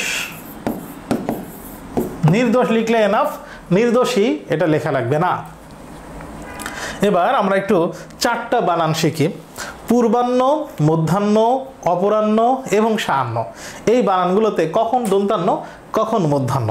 দেখো পূর্বাহ্নে হয় নিচে ন, এটা ঠিক আছে, কিন্তু মধ্যাহ্নের নিচে ন এটা ভুল, মধ্যাহ্নের পেটে ন হবে। অপরাহ্নের নিচে ন এটা ঠিক আছে, কিন্তু শান ওর আবার পেটে ন হবে। আর পেটে ন হওয়া মানে মাঝখানে ন মানে দন্তান্ন, আর নিচে ন হওয়া মানে মূর্ধন্য। এটা মনে রাখার একটা সিস্টেম দেখো। বলো সকালে সূর্য কোথায় থাকে? আমরা যদি দিনের একটা রূপ হিসাব করি তাহলে সকালে সূর্য কোথায় থাকে? সকালে সূর্য নিচে থাকে, নিচে থাকে। তাহলে সকাল মানে কি? দিনের পূর্বভাগ মানে পূর্বাহ্ন। পূর্বাহ্নে সকালে সূর্য কোথায় থাকে? নিচে থাকে, ঠিক আছে। দিনের মধ্যভাগ মধ্যাহ্ন, মধ্যাহ্ন মানে দুপুর। দুপুরবেলা সূর্য কোথায় থাকে? মাঝখানে থাকে। তিনটা ঘম যদি আমরা হিসাব করি, নিচ মাঝখান নিচ, তাহলে মাঝখানে থাকে। দুপুরবেলা মাঝখানে, মাঝখানে থাকা মানে দন্তান্ন, নিচে থাকা মানে মূর্ধন্য। বিকালবেলা সূর্য আবার কোথায় থাকে? নিচে চলে যায়, নিচে নেমে যায়। তাহলে বিকালের নাম কি? অপরাহ্ন। অপরাহ্ন, অপরাহ্নে কোথায় যাবে? নিচে, নিচে ন মানে মূর্ধন্য। আচ্ছা এবার আসি দিনের শেষ ভাগ, সায়াহ্ন। সায়াহ্ন মানে সন্ধ্যায় সূর্য ডুবে যায়। তাহলে সূর্য উপরে থাকে নাকি নিচে থাকে? সূর্য ডুবে যায়, সূর্য তো দেখা যায় না। তাহলে যেহেতু দেখা যাচ্ছে না, তাহলে নিচেও না ধরি উপরেও না ধরি, মাঝখানে দিয়ে দিই। তাহলে সায়াহ্ন, সায়াহ্নতেও পেটে ন, পেটে ন মানে দন্তান্ন। এইটা বলেছি, এটা কোনো আসলে নিয়ম না, এটা যে নিয়ম দিয়েই পড়তে হবে এরকম না, এটা জাস্ট মুখস্থ রাখার জন্যে, মনে রাখার জন্যে। সকালে নিচে থাকে মূর্ধন্য, দুপুরে মাঝখানে থাকে দন্তান্ন, বিকালে নিচে থাকে মূর্ধন্য, আর সন্ধ্যায় নিচে না মাঝখানে থাকে না দুপুরে থাকে জানি না, তাহলে মাঝখানে দাও দন্তান্ন। তাহলে সকালে মধ্যাহ্ন, দুপুরে দন্তান্ন, বিকালে মূর্ধন্য, সন্ধ্যায় দন্তান্ন। এভাবে চারটা বানান আমরা মনে রাখতে পারি, এটা নিয়মও আছে, এভাবে আমরা মনে রাখলে হয়তো সহজ হবে। এখন আমরা শুদ্ধি অশুদ্ধি থেকে অনেক সময় দেখা যায় যে অনুচ্ছেদ শুদ্ধিকরণ দেয়, রিটেনে এরকম হতে পারে, আসতে পারে, যদিও ক ইউনিটে রিটেনে এরকম আসে নাই। তবে যখন বিভাগ পরিবর্তন ডি ইউনিট ছিল তখন রিটেনে এই শুদ্ধি অশুদ্ধি আসতে দেখা গেছে বেশ কয়েকবার। এই কারণে আমরা শুদ্ধি অশুদ্ধিটা একটু পড়ে ফেলবো, এবং তোমরা যারা সায়েন্স থেকে গিয়েও বা বিভাগ পরিবর্তন বি ইউনিটে পরীক্ষা দেবে সেখানে শুদ্ধিকরণ রিটেন এরকম আসতে পারে। তো এই জন্যে আমরা প্যাসেজের শুদ্ধিকরণের একটা প্র্যাকটিস একটু করি। এখানে দেখো, দারিদ্রতা আজ আর বাংলাদেশের প্রধান সমস্যা নয়। দারিদ্রতা, এই দারিদ্র দিয়ে আবার শেষে তা যুক্ত করে লা, এটা ভুল, এটা তা প্রত্যয়জনিত ভুল হবে, দারিদ্র অথবা দরিদ্রতা। ভালো করে খেয়াল করো, দারিদ্র এটা বিশেষ্য, দরিদ্রতা এটাও বিশেষ্য। তাহলে এর বিশেষণ কি? এর বিশেষণ হচ্ছে দরিদ্র। দরিদ্র এটা হচ্ছে বিশেষণ। তাহলে দরিদ্র বিশেষণ, দরিদ্রতা বিশেষ্য, দারিদ্র রফলা দিয়ে জফলা দিয়ে এটা বিশেষ্য। তাহলে এটা কি? এটা ভুল। আজ আর বাংলাদেশের প্রধান সমস্যা নয়, আমাদের দেশ এখন সমৃদ্ধশালী, এটা ভুল। সমৃদ্ধশালী এটা বলা লাগবে না, বলতে হবে কি আমাদের দেশ এখন সমৃদ্ধ। কেবলমাত্র দুর্নীতি, কেবল যা অর্থ মাত্ররও একই অর্থ। তাহলে কেবলমাত্র কেন হবে? হবে না, শুধুই কেবল লিখলে এনাফ। দুর্নীতি মানে কি বলো? একটু আগে শিখেছে, দুর্নীতি মানে খারাপ নীতি। তাহলে খারাপ নীতিতে কি দয়ে রস্যকার হয় নাকি দীর্ঘকার হয়? এখানে দেয়া আছে দয়ে দীর্ঘকার, খারাপ হইলে তো দয়ে রস্যকার হবে, তাহলে এটা ভুল দেয়া আছে। এ থেকে মুক্তির জন্য জাতীয় জীবনের সর্বক্ষেত্রে কৃচ্ছতা সাধন মানে কিপটামি করা, মাইজার হওয়া, টাকা পয়সা কম খরচ করা, এটা কৃচ্ছতা, এটা ভুল হবে কৃচ্ছ সাধন। সর্বক্ষেত্রে কৃচ্ছ সাধন করা প্রয়োজন। প্রয়োজন দলমত নির্বিশেষে সখ্যতাও, বলেছি সখ্যতায় তা যুক্ত করে হবে ভুল, এটা হবে সখ্য। এভাবে আমরা প্যাসেজ বা অনুচ্ছেদ শুদ্ধকরণ এটাও শিখে ফেলতে পারি। এখন আমরা কিছু প্রশ্ন সলভ করি একটু। কোন বানানগুচ্ছে অশুদ্ধ বানান আছে? দেখো এখানে প্রজ্বলিত ঠিক আছে, দুরাশা বানান। দুরাশা মানে হচ্ছে দূরের আশা, উত্তর হচ্ছে না। দুরাশা মানে যেটা আশা করা যায় না। তাহলে না অর্থ দিলে কি দয়ে দীর্ঘকার হয়? এখানে তো দয়ে দীর্ঘকার দেয়া আছে, না অর্থ হলে কি দীর্ঘকার হয়? না অর্থ হলে দয়ে রস্যকার হয়। তাহলে এখানে ভুল আছে, যেহেতু অশুদ্ধ বানান আমি পেয়ে গেছি, অভূতপূর্ব আবার ঠিক আছে, পেয়ে গেছি, তাহলে এটা উত্তর। এর বাকিগুলোতে একটু শুদ্ধ দেখে নিই। প্রতিদ্বন্দ্বী বানান এরকম, প্রশস্ত এরকম, দুর্বিষহ ঠিক আছে। প্রতিদ্বন্দ্বিতা, এই যে প্রতিদ্বন্দ্বী দীর্ঘইকার কিন্তু তা যুক্ত হলে রস্বইকার হয়ে যায়, বাহ এটা ঠিক আছে। দূরত্বতে ডিস্টেন্স বোঝায়, দয় দীর্ঘকার ঠিক আছে। জ্বলন্ত, জ্বলন্ত আগুন, তার মানে আগুন নাকি পানি, আলো নাকি পানি, আলো, তাহলে বফলা, এটাও ঠিক আছে। প্রণয়ন বানানে পয় রফলা, তারপরে মূর্ধন্য ঠিক আছে। পরিবহন বানানে মূর্ধন্য কেন হয় বলেছি, দুর্নীতিও দেখিয়েছি, তাহলে সবগুলো ঠিক আছে। এখানে অশুদ্ধ বানান আমরা পেয়েছি। শুদ্ধ শব্দগুচ্ছ কোনটি, কোন জায়গায় সবগুলো বানান ঠিক আছে। এখানে সত্ত্বেও, অন্তঃসত্ত্বা আর সত্য, এখানে সব শুদ্ধ আছে। বাকিগুলোতে ভুল কি, অনুগামী বানানে এখানে দন্তান্ন রস্যকার হবে, ঊর্ধ্বগামীতে দীর্ঘকার হবে, দ্রুতগামীতে শেষে দীর্ঘইকার হবে, এই কারণে ভুল। প্রতিচি, প্রতিচি বানানে দীর্ঘইকার হবে, পিপিলিকা ঠিক আছে। বিভীষিকা এখানে দীর্ঘইকার, এখানে রস্বইকার হবে। অঙ্গীভূত ঠিক আছে। দধিচি বানানে দীর্ঘইকার হবে, অহরাত্রি হবে না, হবে অহরাত্র, অহরাত্র এভাবে হবে। তাহলে কোনগুলা বানান ভুল আছে, কোনগুলা বানান ঠিক আছে, সেগুলো আমরা একটু দেখে ফেলেছি শুদ্ধি অশুদ্ধি থেকে। এরপরে আমরা যাই কোনটি শুদ্ধ। এখানে কোনটা শুদ্ধ লেখা আছে, স্নেহশীষ, এই শব্দটি গঠিত হয়েছে স্নেহর সাথে আশিস যুক্ত হয়ে, আশিস, আশিস বানানে শেষে দন্ত স হয়, কিন্তু এখানে মধ্যম স দেয়া আছে, এটা ভুল। সায়ত্ত, সায়ত্ত শব্দটা গঠিত হয়েছে সযুক্ত আয়ত্ত, আয়ত্ত বানান এরকম, সযুক্ত হয়েছে, মাঝখানে আ হয়েছে সন্ধির নিয়মে, এটা ঠিক আছে, তাহলে এটা ঠিক নাই।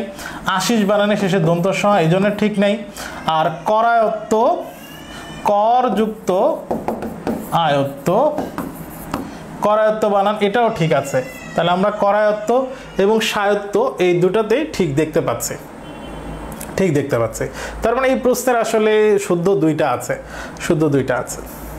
আচ্ছা, এরপরের একটা প্রশ্ন হচ্ছে, এটা এক সময় আসতো, সেটা গত বছর ঢাকা বিশ্ববিদ্যালয়ে ক ইউনিটে এরকম আসছে, বাক্য দিয়ে ভুল বের করা, এমসিকিউতে থাকে। যদিও এখানে যে প্রশ্নটা আছে একটু কঠিন, তবে এমসিকিউ থেকে এমসিকিউয়ে ঢাবিতে অথবা গুচ্ছে বা অন্য জায়গায় একটা ছোট্ট বাক্য দিয়ে এই বাক্যে ভুল কয়টা আছে এরকম বানান বা অপপ্রয়োগ আসতে পারে, সেটা একটু আমরা শিখব।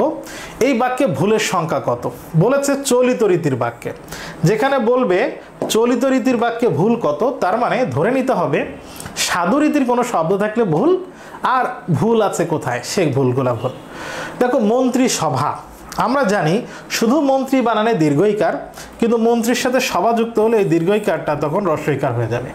বশীভূত, আমরা জানি ভূত লাগলেই কি হয়, হয় দীর্ঘকার হবে। দুইটা। করিতে, চলিত রীতিতে কি করিতে হয়, উত্তর হচ্ছে না, করিতে এটা তো সাধু রীতি, তাহলে এটা হবে করতে। অদ্ভুত বানান, অদ্ভুত বানান এখানে কি আছে, আমরা এখানে দেখতে পাচ্ছি অদ্ভুত বানানে দীর্ঘকার আছে, কিন্তু আমরা তো পড়েছি যে অদ্ভুতের ভূত শুধু রস্যকার, বাকি সকল ভূত দীর্ঘকার, তাহলে এখানে অদ্ভুতের দীর্ঘকার, এটা রস্যকার হবে। তাহলে আমরা কয়টা পেলাম, 1 2 3 4টা। দূরদর্শিতা, দূরদর্শী বানানে দীর্ঘইকার, তা যুক্ত হলে দূরদর্শী রস্বইকার হয়ে যাবে। অত্যন্ত, অত্যন্তকে ভাঙলে হয় অতি যুক্ত অন্ত, অত্যন্ত, অতিযুক্ত অন্ত, এখানে অ আছে, তাহলে এখানে আকার কেন, এটা ভুল, জরুরি ঠিক আছে। তাহা, তাহা কি সাধু নাকি চলিত, উত্তর হচ্ছে সাধু, তাহলে তাহা হবে না, হবে তা। দুর্ঘটনা, আচ্ছা দুর্ঘটনা মানে কি দূরের ঘটনা, না দূরের ঘটনা না, দুর্ঘটনা মানে তো হচ্ছে খারাপ ঘটনা, নেতিবাচক, তাহলে নেতিবাচক হলে দয়ের সাথে রস্যকার হবে। ঠিক একইভাবে দুর্নাম, দুর্নাম মানে খারাপ নাম, তাহলে দয়ের সাথে রস্যকার, এটা ঠিক আছে, এটা ভুল না। দুরবস্থা, দুরবস্থা মানে কি, দুরবস্থা মানে খারাপ অবস্থা, তাহলে দুরবস্থা দয় রস্যকার হবে, রস্যকার হবে, তাহলে এখানে ভুল দেয়া আছে।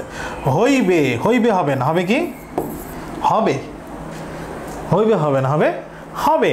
তাহলে আমরা কয়টা ভুল পাইলাম, আমরা 1 2 3 4 5 6 7 8 9 10টা ভুল পাইলাম, তাহলে এখানে 10টা ভুল।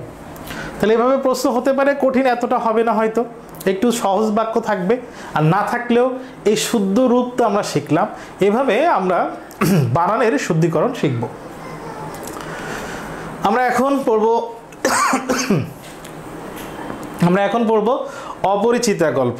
তোমরা অপরিচিতা গল্প তো পড়েছো, অনেকবার পড়েছো। রবীন্দ্রনাথ ঠাকুরের অপরিচিতা গল্প এবং সোনার তরী, রবীন্দ্রনাথ ঠাকুরের সোনার তরী কবিতা, এটা তো আমরা পড়েছি। আমরা এখন কিছু প্রশ্ন সলভ করব, পড়ার সাথে সাথে প্রশ্ন সলভ করব, গল্পটা কিভাবে পড়তে হয় সেটা জানবো, এবং ইম্পর্টেন্ট তথ্য এখানে লেখা আছে, কোনটার পর কোনটা ইম্পর্টেন্ট আন্ডারলাইন করা আছে, বিভিন্ন কালার দেওয়া আছে, সেগুলো জানবো। আমরা লাইন বাই লাইন পড়া গল্প কবিতা পড়বো না, তবে ইম্পর্টেন্ট তথ্যগুলো জানার চেষ্টা করব। রবীন্দ্রনাথ ঠাকুর লিখেছেন অপরিচিতা গল্প। আমরা প্রথমে অপরিচিতা গল্পের পাঠ পরিচিতি দেখি, যেটা বইয়ে লেখা আছে সেটা। পাঠ পরিচিতি থেকে কিন্তু অনেক সময় প্রশ্ন হয়। অপরিচিত গল্পটি পত্রিকায় প্রকাশিত হয়, সবুজপত্র পত্রিকার কার্তিক সংখ্যায়। এটা একটু ইম্পর্টেন্ট। এটা প্রথম যে বইয়ে অন্তর্ভুক্ত করা হয় সেটা হচ্ছে গল্প সপ্তম। এরপরে এটা গল্পগুচ্ছের তৃতীয় খণ্ডে অন্তর্ভুক্ত হয়। অপরিচিতা গল্পে অপরিচিতাকে বা কল্যাণীকে কোন বিশেষণ দেওয়া হয়েছে, কি নামে বিশেষিত করা হয়েছে, সেটা হচ্ছে তাকে অপরিচিতা বিশেষণ দেওয়া হয়েছে। কিন্তু তার কোন ব্যক্তিত্বের স্ফুরণ হয়েছে? অপরিচিতার কল্যাণীর মানে এখানে কল্যাণীর ব্যক্তিত্বটা কেমন ছিল? ছিল বলিষ্ঠ ব্যক্তিত্বের অধিকারী ছিল, এবং তার নাম বলা হয়েছে কল্যাণী। আমরা জানি, আমরা অমানবিক যৌতুক প্রথার রোষানলে জীবন ধ্বংস হয়েছে রবীন্দ্রনাথের অনেক গল্পের আগে দেখেছি, পড়েছি। কিন্তু এখানে কিন্তু ভিন্ন। এখানে কিন্তু নারী, মেয়েটা এবং মেয়ের বাবা এই যৌতুক প্রথার বিরুদ্ধে কথা বলেছে, সেটা আমরা এখানে দেখতে পেয়েছি। আমরা দেখেছি যে এখানে নারী পুরুষের সম্মিলিত প্রতিরোধ আছে। তার মানে এখানে শম্ভুনাথ এবং শম্ভুনাথের মেয়ে কল্যাণী দুইজনই একসাথে প্রতিরোধ করেছে, বিয়ে করবে না, বিয়ে দিবে না শম্ভুনাথ বলে দিয়েছে, যৌতুক প্রথার বিপক্ষে কথা বলেছে, তাই বলেছে। এখানে শম্ভুনাথ সেন এবং কন্যা কল্যাণীর কাছে যৌতুক প্রথা প্রতিরোধের সম্মুখীন হয়েছে। আমরা জানি অনুপমের মামা বিয়েতে যৌতুক নিতে যায়, বিভিন্ন ঘটনা ঘটে। এই ঘটনাগুলো তো আমরা একটু পরে দেখব। সেখানে আমরা দেখেছি যে ছোট লোক অনুপমের মামা কিভাবে যৌতুক নিতে গিয়ে সেখানে সে গিয়েছিল মূলত স্বর্ণ পরিমাপকদের সেকরাকে সাথে নিয়ে। ওখানে অনুপমের মামার ভিতরে একটা জিনিস কাজ করত, যে সে ওখানে যাবে, স্বর্ণ দেখবে আসল না নকল। নিশ্চিত সে যেরকম 2 নম্বরই করছিল, ইয়ারিং যখন দিয়েছিল খুব সস্তা দিয়েছিল, স্বর্ণের পরিমাণ ওখানে খুব কম। সে ভাবছিল শম্ভুনাথ যে স্বর্ণ দিবে, সে স্বর্ণের হয়তো এরকম নকল পাওয়া যাবে, তো আমার সামনে শম্ভুনাথ ছোট হয়ে যাবে, হেরে যাবে, সে লজ্জা পাবে, আমি ওটাতে আনন্দ উপভোগ করব। এটাই অনুপমের মামা চেয়েছিল। কিন্তু ওখানে গিয়ে হলো উল্টা। শম্ভুনাথের দেয়া, তার মেয়েকে দেখা সকল স্বর্ণ 1 নম্বর স্বর্ণ পরিণত হইল, এবং সেকরা নিজেই বলল যে ইয়ারিং যেটা অনুপম পরিবার তাকে দিয়েছিল সেটা 2 নম্বর প্রমাণিত হইল। তাহলে উল্টা লজ্জায় ফেলতে গিয়ে উপরি পাওনা হইল, কিছু উপহার পাইল, কিছু অপমান জুটলো অনুপমের মামার কপালে। এরকম ঘটনা অনেকগুলো আছে, বেশ ঘটনা। অপরিচিতা যখন পড়ি বা আলোচনা করি বা পড়াতে চাই তখন অনেক কথা বলার লাগে, কিন্তু তোমাদের বেলায় তোমাদের জন্য যা ইম্পর্টেন্ট, যেটা তোমাদের পরীক্ষায় আসবে, সে বিষয়গুলোই শুধু আমরা একটু আলোচনা করব। কন্যা কল্যাণীর দেশ চেতনায় ঋদ্ধ ব্যক্তিত্বের জাগরণ এবং তার অভিব্যক্তিতে গল্পটি সফল হয়েছে, কারণ শেষে আমরা জানি দেশ চেতনায় উদ্বুদ্ধ হয় কল্যাণী। সে নারীদেরকে শিক্ষার জন্যে, সমাজ হিতৈষীর এই কাজ, সমাজ কল্যাণের এই কাজে নিজেকে সম্পৃক্ত করে গল্পের শেষে। আমরা এখন একটু দেখি এখানে অপরিচিত গল্পটি প্রথম প্রকাশিত হয় কোন পত্রিকায়। আমরা একটু দেখলাম সবুজপত্র পত্রিকায়। যৌতুক প্রথার বিরুদ্ধে প্রেক্ষাপটে নারীর অবস্থান নিয়ে রবীন্দ্রনাথ রচিত রচনা কোনটি? যৌতুক প্রথার বিরুদ্ধ প্রেক্ষাপটে নারীর অবস্থান নিয়ে। আমরা জানি এটাই হচ্ছে অপরিচিতা গল্পের মূল কথা। এরপর পাঠ পরিচিতির আরও কিছু অংশ আমরা একটু দেখি। অপরিচিত গল্পটি উত্তম পুরুষের জবানিতে লেখা। উত্তম পুরুষ মানে এখানে অনুপম নিজেই গল্পটি বলেছেন, লেখক নিজে অনুপম হয়ে গল্পটি বলেছেন। পুরুষ 3 প্রকার। বক্তা নিজে উত্তম পুরুষ, যার সামনে থেকে কথা বলে সে হচ্ছে মধ্যম পুরুষ, আর তৃতীয় থার্ড পারসন তাকে বলা হয় নাম পুরুষ। তো এখানে নিজেই বক্তা হিসেবে কথা বলেছে, এই জন্য উত্তম পুরুষ। এখানে গল্পের কথককে, গল্পের কথক হচ্ছে অনুপম। অনুপমের বৈশিষ্ট্য কি? অনুপম ব্যক্তিত্ব রহিত, তার মানে তার ব্যক্তিত্ব ছিল না, পার্সোনালিটি। পরিবারতন্ত্রের কাছে অসহায় একটা চরিত্র। তাকে বিয়ের সময় মনে হয়েছে সে মায়ের কোল সংলগ্ন, এখনও মনে হয় মায়ের কোলেই সে থাকে। কোনো বিষয়ে সে কোনো সমাজের তার মায়ের এবং মামার বিপক্ষে কথা বলতে পারে নাই। অপরিচিত গল্পের শীর্ষ মুহূর্ত কোনটা? শীর্ষ মুহূর্ত তার মানে এই গল্পটার একদম চূড়া পিক টাইম বা একবারে গল্পটার কাহিনীর সর্বোচ্চ বিন্দু কোনটা, সেটা হচ্ছে ঠিক যে সময় কন্যা সম্প্রদানে শম্ভুনাথ অসম্মতি জানাইলো এবং অনুপম নিজেই বলেছে যে এই উপমহাদেশের বা এই দেশের একমাত্র সেই মনে হয় পুরুষ বিয়ের আসর হইতে যাকে তাড়িয়ে দেওয়া হয়েছে। এটা হচ্ছে গল্পটার একবার কাহিনীর পরিবর্তন করে দিয়েছে, এই জন্য এটা হচ্ছে গল্পের শীর্ষবিন্দু।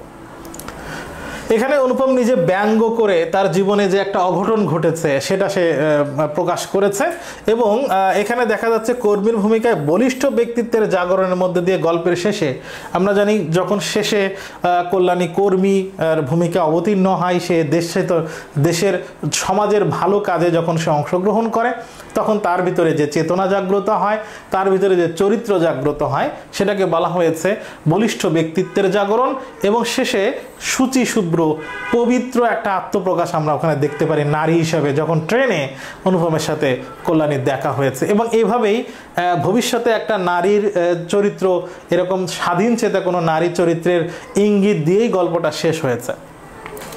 এখানে আমরা দেখি যে এই গল্পে মনস্তাপে মানে মনের কষ্টে ভেঙে পড়া একজন যুবকের কথা আছে, অনুপমের কথা, তার পাপাস্খলনের কিভাবে সে পাপটাকে দূর করবে, যে ঘটনা ঘটেছে তাকে নিয়ে তার পরিবার যা করেছে আসলে এটা পাপ ছিল, সেই পাপটাকে সে স্খলিত করতে চায়, ফেলে দিতে চায়, সরাতে চায়, সে অকপটভাবে সেটা বর্ণনা করেছে, ক্লিয়ারলি স্পষ্টভাবে সে সেটা বর্ণনা করেছে। অনুপমের আত্মবিবৃতির সূত্র, আত্মবিবৃতি, আত্ম মানে নিজে, বিবৃতি মানে বর্ণনা করা, অনুপম নিজে বর্ণনা করেছে সেই গল্পে নারী কল্যাণীকে সে অসামান্য বানিয়েছে, শেষ পর্যন্ত অসামান্য একটা চরিত্র হিসেবে তুলে ধরেছে। এই গল্পটিতে পুরুষতন্ত্রের অমানবিকতার স্ফুরণ ঘটেছে। এখানে পুরুষতন্ত্রের অমানবিকতা অনুপমের মামার মাধ্যমে প্রকাশিত হয়েছে, সেটা যেমন আছে ঠিক সেরকম পুরুষের ভাষ্যে মানে অনুপমের কথায় ঠিক একইভাবে নারীর প্রশস্তিও বর্ণনা হয়েছে, নারীর প্রশংসা, কল্যাণীর প্রশংসাও এখানে আছে।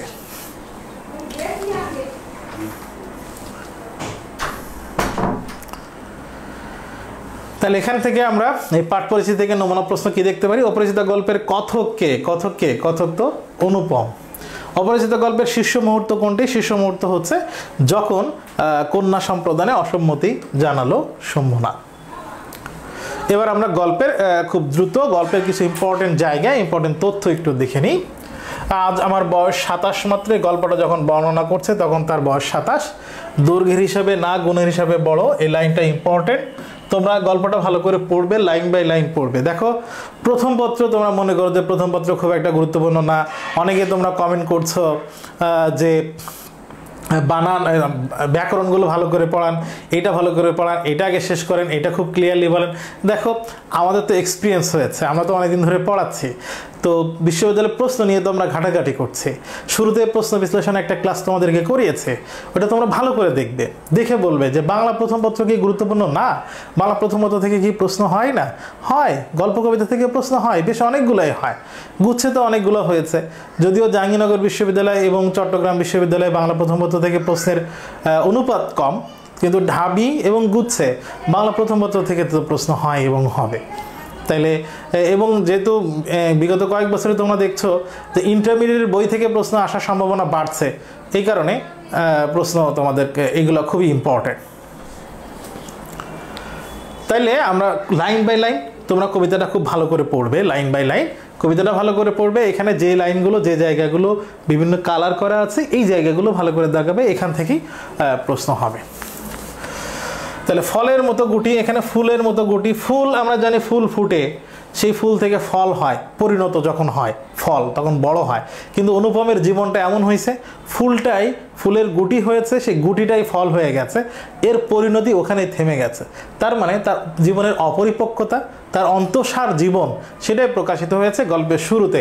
তাকে নিয়ে পণ্ডিতরা, তার পণ্ডিত মশাইরা কি কি তুলনা করতো তোমরা বিগত বছরের প্রশ্ন দেখবা, এটা অনেকবার এসছে। শিমুল ফল আর মাকাল ফল নিয়ে তারা বিদ্রুপ করতে, ব্যঙ্গ করত। অনুপমের পিতা সম্পর্কে বলছিল, তার পিতা ওকালতি করত। ওকালতি কোন ভাষার শব্দ? আরবি ভাষার শব্দ। প্রচুর টাকা রোজগার করছে, কিন্তু সে কখনো ছুটি কাটাতে পারে নাই। মৃত্যুবরণ যখন করছে, সেই মৃত্যুই হচ্ছে তার জীবনের সব থেকে বড় ছুটি। তাই বলছে মৃত্যুতে তিনি যে হাত ছাড়িলেন সেই তার প্রথম অবকাশ। ও বলছে আমি অন্নপূর্ণার কোলে গজাননের ছোট ভাই। অন্নপূর্ণার কোলে গজাননের ছোট ভাই, দেবী দুর্গার কোলে গজানন গণেশের ছোট ভাই কার্তিক। আমার আসল অভিভাবক আমার মামা। এইগুলো হচ্ছে ইম্পর্টেন্ট তথ্য। তিনি আমার চেয়ে বড় জোর বছর 6 বড়, তার মানে অনুপমের মামা অনুপম থেকে 6 বছরের বড়। এখানে ফল্গুর বালির মতো তিনি আমাদের সমস্ত সংসার। ফল্গুর বালি, ফল্গু একটা নদী ভারতের গয়া অঞ্চলে। এই নদীতে তুমি যদি পানি দেখতে চাও তাহলে এই নদীর উপরে বালির আস্তরণ থাকে, বালি সরিয়ে সেখানে পানি, তুমি যদি এক গন্ডুস পরিমাণ, 1 কোষ পরিমাণ পানিও নিতে চাও তাহলে বালি সরিয়ে তোমাকে পানি নিতে হবে। অনুপমের সংসারে মামাও সেরকম। এই সংসারে যদি ঢুকতে চাও, কোনো ডিসিশন সম্পর্কে জানতে চাও, তাহলে মামাকে সরিয়ে সেই সংসারে ঢুকতে হবে। তাই ফুলগুর বালির মতো শুষে নিয়েছে মামা, এটা বলেছে। 1 গন্ডুস রস মানে 1 কোষ পরিমাণ রস। ভালো করে শুনে নাও, ভালো করে শুনে নাও, খুবই গুরুত্ব দিয়ে শুনে নাও। বাংলা প্রথম পত্রের তোমাদের জন্য সব থেকে গুরুত্বের জায়গা, আমি আবার বলছি, বাংলা প্রথম পত্রের তোমাদের জন্য সব থেকে গুরুত্বপূর্ণ জায়গা হচ্ছে শব্দার্থ। তাহলে আজকের ক্লাসে তোমাদের জন্য 3 নম্বর কাজ। প্রথম 2টা বলেছি কমেন্ট সেকশনে লিখতে। 3 নম্বর যেটা কমেন্ট করতে হবে, তোমরা ক্লাসে ছিলে কিনা, মনোযোগী ছিলে কিনা এটা কিন্তু আমি দেখব, ক্লাস করেছো কিনা এটা যাচাই হবে। এই 3 নম্বর পয়েন্ট যদি লেখো, 3 নম্বর লিখে তোমরা লিখবে বাংলা প্রথম পত্র থেকে সব থেকে গুরুত্বপূর্ণ জায়গা কোনটা? শব্দার্থ ও টিকা। প্রত্যেক গল্প কবিতা, শর্ট সিলেবাস, অবশ্যই শর্ট সিলেবাস, প্রত্যেক গল্প কবিতার শব্দার্থ ও টিকা খুব গুরুত্ব দিয়ে পড়তে হবে। আবারও বলি, শব্দার্থ ও টিকা, এটা কিন্তু 3 নম্বর পয়েন্ট দিয়ে লিখতে হবে। শব্দার্থ। অনুপম নিজেকে ভালো ছেলে হিসেবে দাবি করছে, তার প্রমাণ হিসেবে বলছে সে তামাকটুকু পর্যন্ত খায় না। অন্তপুরের শাসনে চলিবার মতো করিয়া প্রস্তুত হইয়াছি। অন্তপুরের শাসন মানে নারীর শাসন, ঘরের মায়ের কথায় যে উঠে বসে, মেয়েদের কথায়, নারীর কথায় যে উঠে বসে, এই ধরনের পুরুষকে তো অন্য একজন নারী বিয়ের জন্যে ভালো পাত্র মনে করবে।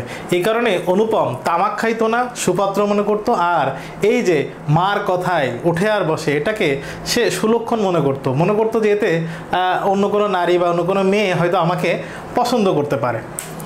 এবং বলছে যদি কোনো কন্যা স্বয়ংবরা হয়, মূলত এই শব্দটার মানে মূল শব্দ হচ্ছে স্বয়ংবরা, যে নারী নিজে তার পতি গ্রহণ করে, নিজে বেছে তার স্বামী গ্রহণ করে সে। এখন যে নারীর এই স্বাধীনতা আছে যে নিজে নিজে বেছেই স্বামী গ্রহণ করবে, সে তো এরকম কোনো মেয়ের কথায়, নারীদের কথায় উঠে বসে সেরকম ছেলেই তো চাইবে। এই জন্যে সে নিজেকে সুপাত্র মনে করতো। তাহলে এখান থেকে আমরা কিছু প্রশ্ন দেখি। অনুপম শব্দের অর্থ কি? অনুপম শব্দের অর্থ হচ্ছে অতুলনীয়। সেই তার প্রথম অবকাশ চরণটিতে কার কথা বলা হয়েছে? আমরা দেখেছি অনুপমের বাবার কথা বলেছে, সে ছুটি পাইতো না, ওকালতি করে টাকা ইনকাম করতো, আর ওইটাই ছিল, মৃত্যুই ছিল তার প্রথম অবকাশ। ওকালতি কোন ভাষার শব্দ? ওকালতি আরবি ভাষার শব্দ। নিচের কোনটি ভুল? আমরা দেখি যতটুকু পড়েছি সেই পড়াটা তোমাদের কতটুকু যাচাই হলো, কতটুকু ভালো তোমরা পড়তে পারলে, গল্পটা তোমরা কতটুকু ভালো পড়েছো একটু যাচাই করে দেখো। সেই পদক্ষেপের ইতিহাস তাহার জীবনের মাঝখানে ফুলের মতো গুটি হইয়াছে, ফুলগুর বালির মতো তিনি আমাদের সমস্ত সংসারটাকে নিজের অন্তরের মধ্যে শুষিয়া লইয়াছেন। এটা তো মামা সম্পর্কে বলা হয়েছে, ঠিক আছে। পণ্ডিত মশাই আমাকে শিমুল ফুল ও মাকাল ফলের সাথে তুলনা করিয়া, ঠিক আছে এই বাক্যটাও। তিনি আমার চেয়ে বড় জোর 6 বছর 6 বড়, এটাও তো আমরা দেখেছি, ঠিক আছে। কিন্তু এখানে ফুলের মতো গুটি নেই, এখানে বলা হয়েছে ফলের মতো গুটি। তার মানে এইটাই হচ্ছে এই অংশটার মধ্যে ভুল। এরপরে ভাগ্য দেবতার প্রধান এজেন্ট কে? তার পরিবারের মামা হচ্ছে তাদের ভাগ্য দেবতার প্রধান এজেন্ট। তার মানে মামাই যেহেতু সকল সিদ্ধান্ত নেন, মামা যা বলেন তাই হয়, এই কারণে ভাগ্য দেবতার এজেন্ট বলা হয়েছে। মামার অস্থিমজ্জায় টাকার প্রতি আসক্তি লেগেছিল এবং তিনি মামা এমন বেহাই চান মানে তার অনুপমকে বিয়ে দিয়ে তারপরে কন্যাপক্ষের এমন বেহাই চান যার টাকা নাই, অথচ টাকা দিতে কসুর করবে না, একবারে ত্রুটি করবে না, টাকা সে দিতে চাইবে বেশি, এমন বেহাই চান। এবং ছেলে সন্তান বিয়ের ক্ষেত্রে তো এটা আশা করবে সবাই। বাড়িতে আসিলে গুড়গুড়ির পরিবর্তে বাদা হুকা তামাক। আমরা জানি তামাক সেবন করার জন্যে তৎকালীন সমাজে হুকা এবং গুড়গুড়ি দুইটা প্রচলিত ছিল। লম্বা নলযুক্ত, এটা একটু হায়ার স্ট্যাটাসের লোক ব্যবহার করতো গুড়গুড়ি।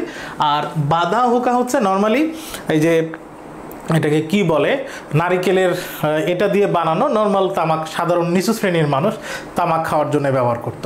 এই গুড়গুড়ি আর বাদা হুকা এই দুইটার পার্থক্য বোঝানোর জন্য, সমাজের বৈষম্য বোঝানোর জন্য এই শব্দ দুইটা রবীন্দ্রনাথ ব্যবহার করেছেন। হরিশ কানপুরে কাজ করত, সে কলকাতায় আসলো, এটা খুব একটা কথা। মেয়ে নিয়ে যে সে কথা বলেছিল, কল্যাণীর কথা বলছিল, মেয়ে যদি বল তাহলে একটা খাসা আছে, খাসা শব্দটার অর্থ চমৎকার, এটা একটা অব্যয়। এরপরে এমএ পাশ করে বসেছিল অনুপম, এটা আমরা জানি। এরপরে এখানে অবকাশের মধ্যে সে অনেক ছুটির মধ্যে, এবং সে জীবনে কখনো কোনো নারীর সাথে, কোনো মেয়ের সাথে এভাবে কথা বলে নাই, চিন্তা করছে যখন সে, তখন তার চিন্তাটাকে একটু প্রাকৃতিক অনুষঙ্গ দিয়ে বলছে। সে বলছে কি, আকাশের মধ্যে আমার হৃদয় তখন বিশ্বব্যাপী নারী রূপীর মরীচিকা, মানে পুরো একটা নারী হৃদয়কে পুরো পৃথিবীব্যাপী, পৃথিবী হিসেবে নারীকে সে কল্পনা করছে, সে তার ভবিষ্যৎ জীবন সঙ্গিনী হিসেবে। এরপরে আকাশে তাহার দৃষ্টি, এবং আকাশের বিশালতার মধ্যে ওই নারীর দৃষ্টি সে কল্পনা করছিল। বাতাসে তাহার নিঃশ্বাস, বাতাসের শব্দ শুনেছে, মনে করছিল এই নারীর নিঃশ্বাস শ্বাস প্রশ্বাস চলছে, এবং পাতার শব্দে তার গোপন কথা। এই যে গাছের বাতাসের যে শব্দ, গাছের পাতা যে শব্দটা করছে বাতাসের কারণে, ওইটা মনে হচ্ছে ওই নারী ফিসফিস করে গোপন কোনো কথা বলছে। এটা হচ্ছে তার কাল্পনিক কথা, সিনেমার নায়করা যেরকম কল্পনা করে। এখন বিয়ের ব্যাপারে তার বসন্ত বাতাসে বকুল বনের নবপল্লবরা সে নতুন পাতা গজাইছে, বকুল বনের কথা আছে, এটা একটু মনে রাখতে হবে। হরিশ মানুষটা রসিক মানুষ কে ছিল? সে হচ্ছে হরিশ, যে কোনো কিছু সে রস দিয়ে বর্ণনা করতো, আর তার মন ছিল তৃষার্ত। এই তৃষার্ত শব্দটার মূল শব্দ মূলত তৃষ্ণার্ত, এখানে লেখা হয়েছে তৃষার্ত। এখানে অনুপম নিজের কথা বলছে। আসর জমাইতে অদ্বিতীয়কে বিগত বছরের প্রশ্নে তোমরা দেখবে এটা অনেকবার এসেছে। আমরা এই অংশটায় একটু কিছু প্রশ্ন সলভ করি। অপরিচিত গল্প অনুসারে কোনটা ঠিক? এখানে কোনটা ঠিক বলা হয়েছে? অনুপম বিএ পাস করছে না, অনুপম তো এমএ পাস করার কথা বলা হয়েছে, তার মানে এটা ঠিক নেই। বিনোদা কানপুরে বাস করে, দেখি এটা হয়েছে কিনা। মামার মন ছিল তৃষ্ণার্ত, না মামার মন না, এখানে অনুপমের মন ছিল তৃষ্ণার্ত। হরিশ আসর জমাইতে অদ্বিতীয়, এই কথাটা তো হরিশ আসর জমাইতে অদ্বিতীয়, এটা তো আছে। এরপরে দেখো এই তথ্যটা, হরিশ কানপুরে কাজ করে, এখানে বলা হয়েছে বিনোদা কানপুরে বাস করে, তাহলে এটা ভুল। তাহলে আমরা তিনটা ভুল পেলাম, তাহলে এটা ঠিক আছে। অপরিচিত গল্পে গুড়গুড়ি আর বাদা হুকা শব্দ কেন ব্যবহার করেছে? এইটা উঁচু শ্রেণী এবং নিচু শ্রেণীর আসলে বৈষম্য বোঝানোর জন্য ব্যবহার করা হয়েছে, তাহলে এটার উত্তর হবে সামাজিক বৈষম্য। এই যে দেখো গুড়গুড়ি, এটাকে গুড়গুড়ি বলে, আর এটাকে বলে বাদা হুকা। এই যে নারকেলের এটা দিয়ে বানায়, গুড়গুড়ি আর বাদা হুকা। লক্ষ্মীর মঙ্গল ঘট, এখানে লক্ষ্মী শব্দটা ব্যবহার করা হয়েছে। হিন্দু ধর্মের সনাতন ধর্মাবলম্বীর লক্ষ্মী এই দেবী, লক্ষ্মী হচ্ছে ধন সম্পদের দেবী, লক্ষ্মীর প্রতীক, ধন সম্পদ বোঝাতে লক্ষ্মী প্রতীক শব্দটা এখানে ব্যবহার করা হয়েছে। পশ্চিমে গিয়ে বাস করিতেছেন, এই কথা বলা হয়েছে শম্ভুনাথ সম্পর্কে। গরিব শব্দটা আরবি শব্দ, গৃহস্থের মধ্যে থাকেন, এটা একটা অনুপম সম্পর্কে বলা হয়েছে। তাহার পশ্চাতে লক্ষ্মীর মঙ্গল ঘরটি উপর করিয়া দিদা হইবে না, যেহেতু শম্ভুনাথের একমাত্র কন্যা, এর আগে অনেক ইনকাম করেছে, তো হ্যাঁ এখন আগের অবস্থা নেই, কিন্তু তারপরে যা আছে মঙ্গল ঘট একবারে উপর করে দেবে, সম্পদ যা আছে সব মেয়ের বিয়েতে দিয়ে দিতে পারে, এটা চিন্তা করছে অনুপম বলছে যে এটা মামা চিন্তার ভিতরে ছিল। মেয়ের বয়স যে 15, এটা 15 বাংলা শব্দ, তাই শুনিয়ে আমার মন ভার হইল। মেয়ের বয়স 15, তা শুনে তার মন খারাপ হয়েছে। একে তো বরের হাট মহার্ঘ, কার হাট মহার্ঘ? বরের হাট। এরপর তাহার পরে ধনুক ভাঙাপন, মানে সহজে ভালো পাত্র পাওয়া যায় না।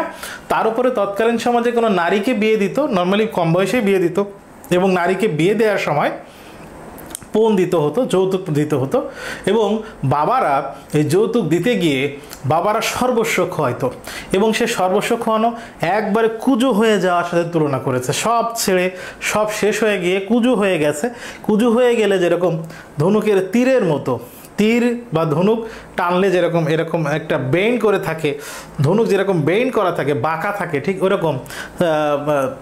ওরকম সে নিচু হয়ে যায়, সব কিছু খুঁয়ে কষ্টে সব অর্জন তাকে দিয়ে দিতে হয় মেয়ের বিয়েতে। তাই বলেছে ধনুক ভাঙা পণ, ধনুক পণটা দিতে গিয়ে এরকম ধনুকের মতো বেন্ড হয়ে যায় মেরুদণ্ড। কেবলই সবুর একটা আরবি শব্দ, এখান থেকে প্রশ্ন হইতে পারে। হরিশের সরস রসনার গুণ আছে, প্রশ্ন হইতে পারে যে কার সরস রসনার গুণ আছে। বিবাহের ভূমিকা অংশটা নির্বিঘ্নে কাল, মানে বিয়ের আগে কি দেব কি না নেব, এই যে বিভিন্ন কথাবার্তা, এটা কোনো ঝামেলা ছাড়া চলে গেল। মামার সীমাবদ্ধতা সম্পর্কে একটা কথা আছে এখানে। মামা আন্দামান দ্বীপের অন্তর্গত বলিয়াই জানেন। পৃথিবী সম্পর্কে ওনার জ্ঞানের লেভেলটা হচ্ছে, উনি জানেন আন্দামান দ্বীপে তখনকার শাস্তিস্বরূপ আন্দামান দ্বীপে মানুষকে পাঠানো হতো। উনি মনে করতেন যে এই যে এলাকায় উনি বাস করেন এবং আর এর বাইরে শুধু আন্দামান দ্বীপই আছে, কারণ উনি কোন্নগর এর বাইরে কোথাও যান নাই, ভ্রমণের অভিজ্ঞতা তার নাই। কার সরস রসনার গুণ আছে আমরা জানি হরিশের। মঙ্গল ঘট কার প্রতীক? মঙ্গল ঘট হচ্ছে লক্ষ্মীর প্রতীক। মামা যদি মনু হইতেন তাহলে হাবড়ার পুলপার মনু সংহিতা, একটা মনু ঋষির কথা বলা হয়েছে, মনু সংহিতা গ্রন্থের কথা বলা হয়েছে, যেখানে আচরণ বিধি সম্পর্কে লেখা হয়েছে যে বইয়ে কি করতে হবে কি করতে হবে না। এই আচরণ বিধি সংক্রান্ত বইয়ের নাম হচ্ছে মনু সংহিতা। তাহলে মামা যদি এরকম কোনো কিছু আচরণ বিধি সম্পর্কে লিখতেন মনুদের মতো, তাইলে উনি লিখতেন সেখানে যে হাবড়ার পুল পার হওয়াটাই তার সংহিতায় একেবারে নিষেধ, হাবড়ার পুল পার হওয়া যাবে না। এটা মামার ভ্রমণ এবং মামার জ্ঞানের সীমাবদ্ধতা বোঝানোর জন্য অনুপমের ভাষায় রবীন্দ্রনাথ এই কথাটা এখানে ব্যক্ত করেছেন। কন্যাকে আশীর্বাদ করার জন্য কাকে পাঠানো হলো? আমাদের বিনোদাদা, আমার পিস্তত ভাই। তাহলে বিনোদাদার সাথে তার সম্পর্ক কি? তার পিস্তত ভাই। তাহার রুচি এবং দক্ষতার পরে বলতে এখানে বোঝানো হয়েছে উপরে। বিনোদাদার রুচি বা পছন্দ এবং তার যে ক্যাপাবিলিটি, দক্ষতা, তাদের সবার খুব ষোলো আনা, তারা এটা বিশ্বাস করতে পারত। কারণ বিনোদাদা ফিরে এসে যখন বলছে মন্দ নহে খাঁটি সোনা, এখন বিনোদাদা সম্পর্কে কেন বলা হচ্ছে এটা?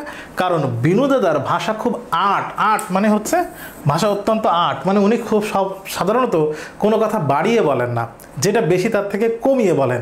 সেই বিনোদাদাই যখন বলতেছে খাঁটি সোনা, তাহলে অনেক ভালো পাত্রী হবে এটা। সবাই আমরা যেটা বলি চমৎকার, খুবই ভালো, আর বিনোদাদা সেটাকে বলে চলনসই, মানে কোনো রকমে চলে। তারপর বলছে আমার ভাগ্য দেবতার ভাগ্যের প্রজাপতির সঙ্গে পঞ্চস্বরের কোনো বিরোধ নেই। প্রজাপতি বিয়ের দেবতা আর পঞ্চস্বর হচ্ছে কামদেব, প্রণয়ের দেবতা। বলছে আমার প্রণয়, ভিতরে যে নারীর প্রতি যে আকর্ষণ শুরু তৈরি হয়েছে, সেটার সাথে এখন বিয়ের দেবতার আর কোনো ঝগড়া নেই। তার মানে আমার প্রণয় এখন বিয়েতে রূপান্তরিত হবে। বিবাহ উপলক্ষে কন্যা পক্ষকেই কলিকাতায় আসিতে হইল, এটা একটা ইম্পর্টেন্ট তথ্য।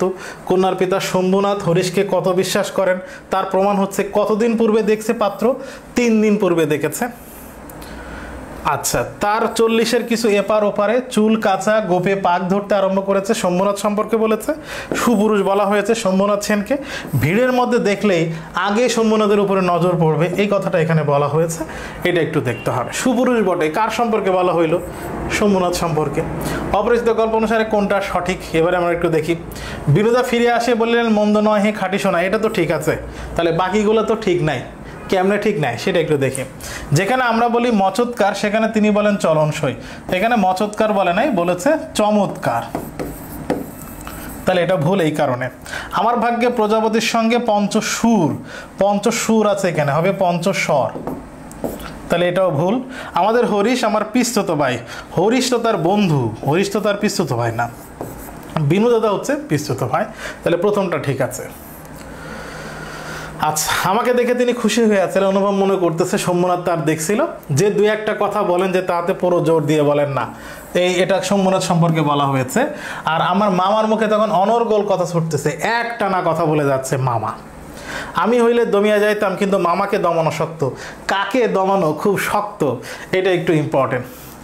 শম্ভুনাথের চুপচাপ ভাব দেখে মামা কি মনে করছে? লোকটা নিতান্ত নির্জীব, একেবারে কোনো তেজ নেই, মানে শম্ভুনাথের ব্যবহারের ভিতরে তীব্রতা নেই, সে একটু বেশি তেজ দিয়ে কথা বলে না। যদিও অনুপমের মামা এই ধরনের লোকই পছন্দ করে। দেখো, বেহাই সম্প্রদায়ের আর যাই থাকুক, তেজ থাকাটা দোষের। কন্যার মানে বিয়ে দেবো আমি ছেলে, মেয়ের বাবার এত তেজ থাকবে কেন? এটাই সাধারণত পছন্দ করে মানে পুরুষ পক্ষ, মানে পাত্রপক্ষ। এখনও কিন্তু এটা আছে, শুধু হিন্দু সমাজে না, মুসলিম সমাজেও এটা প্রচলিত আছে। আচ্ছা, পণ সম্বন্ধে 2 পক্ষে পাকাপাকি কথা, মানে কত টাকা দিতে হবে যৌতুক, সেই পাকাপাকি কথা হয়েছে। মামা নিজেকে অসামান্য চতুর মনে করেন, অসামান্য চতুর মনে করে সে একটা অভিমান করেন। এখানে অভিমান মানে কিন্তু রাগ করে মন খারাপ করা না, এখানে অভিমান মানে কিন্তু গর্ব, অহংকার, যে সে নিজেকে খুব চতুর অহংকার মনে করে, মানে সব থেকে চালাক মনে করে, এটাই হচ্ছে গর্ব বা অহংকার। আমি নিজে এই সমস্ত কথার মধ্যে ছিলাম না, জানিতাম না কি স্থির হইল, কি লেনদেন হয়েছে, এটা অনুপম জানতো না। এই স্থূল অংশটাও আমার বিবাহের একটা প্রধান অংশ, সেই অংশের ভার যার উপর এসে পড়ছে এক কলাও ঠকিবেন না। একটা সামান্য পরিমাণ টাকা, সামান্য অল্প পরিমাণ অর্থ ঠকবে না মামা, এটা অনুপম জানতো। তাহলে স্থূল অংশটা কি? স্থূল অংশ বোঝাইতে এখানে যে পণ বা যৌতুক যে লেনদেনের কথা হইল সেটাকে বোঝানো হয়েছে, সেটার প্রধান অংশ, এবং সেটার দায়িত্ব নিয়েছে মামা। মামা খুশি হলেন কেন? যৌতুক মন মতো হয়, পাত্রী পছন্দ হয়, ধনী কন্যাপক্ষ হয়, বেহাই নির্জীব বলে। বেহাই নির্জীব হলে এটা মামা খুশি হলেন। নিজেকে অসামান্য চতুর্ভাপ্ত হচ্ছে অনুপমের মামা। মামাকে তারা সমস্ত সংসারের প্রধান গর্বের সামগ্রী কেন মনে করে? কারণ সে আশ্চর্য একটা পাকা লোক। কোনো সম্বন্ধ আছে সর্বত্র তিনি বুদ্ধির লড়াইয়ে জিতবেন। লড়াই একটা হিন্দি শব্দ, এটা একটু মনে রাখা। এবার যারা যখন বিয়ে করতে গেছে, বিয়ের আয়োজনটা কেমন ছিল? ব্যান্ড, বাঁশি, শখের কনসার্ট প্রভৃতি তারা যত প্রকার শব্দ আছে সবগুলো কোলাহলের মত্তহস্তি, মানে এত আওয়াজ করছে, পাগলা হাতির মতো আওয়াজ করে। সঙ্গীত সরস্বতীর পদ্মবন, সঙ্গীত বিদ্যার দেবী সরস্বতী, তাহলে সঙ্গীতটা হচ্ছে একটা বিদ্যার অংশ। কিন্তু সঙ্গীতের যে একটা সিস্টেম আছে, একটা ধারা আছে, সেই সবগুলো নষ্ট করে একবারে চিৎকার চেঁচামেচি করে তার বিয়ে বাড়িতে গিয়ে উপস্থিত হইল। আংটিতে সে অনুপম যে সাজগোজ করছে, সে সাজগোজের মধ্যে তার শম্ভুনাথ এবং শম্ভুনাথের স্ট্যাটাসের সাথে একটা তুলনা, এই একটা প্রতিযোগিতা করার মতো করে সে গেছে। দোকান, এখানে দোকানের কথা আছে, একটা ফার্সি শব্দ। নিলাম আছে, একটা পর্তুগিজ শব্দ। তাহাদের ভাবি জামাই বলতে অনুপমের কথা বোঝানো হয়েছে। এই যে ভাবি শ্বশুর আর ভাবি জামাই, শম্ভুনাথের সাথে অনুপমের এই যে একটা স্ট্যাটাসের একটা প্রতিযোগিতা, সেটাকে বলা হয়েছে আভিজাত্যের মোকাবেলা। তাদের সাথে অভিজাতের মোকাবেলার কথা বলেছে। তার বিনয়টা অজস্র নয়, এখানে শম্ভুনাথের বিনয়ের কথা বলেছে। বিনয়টা অজস্র নয়, এটা দেখে মামার মন খারাপ হইল যে শম্ভুনাথ খুব বারবার এসে তেল মারা টাইপের সৌজন্য দেখাচ্ছে না। এটা দেখে মুখে তো কথা নেই, কোমরে চাদর বাঁধা, গলা ভাঙা, টাক পড়া, মিশকালো এবং বিপুল শরীর তার একটা উকিল বন্ধু। যেহেতু শম্ভুনাথের এই অবস্থা, তখন শম্ভুনাথের একজন উকিল বন্ধু তার সাথে এসে কোনো রকমে মিনিমাইজ করার চেষ্টা করলো। এসে হাত জোড় করে মাথা হেলাইয়া নরতার খুব স্মিত হাস্য, এই গদগদ বচনে যা ছিল তাদেরকে একটু সাদরে সম্ভাষণ জানালো।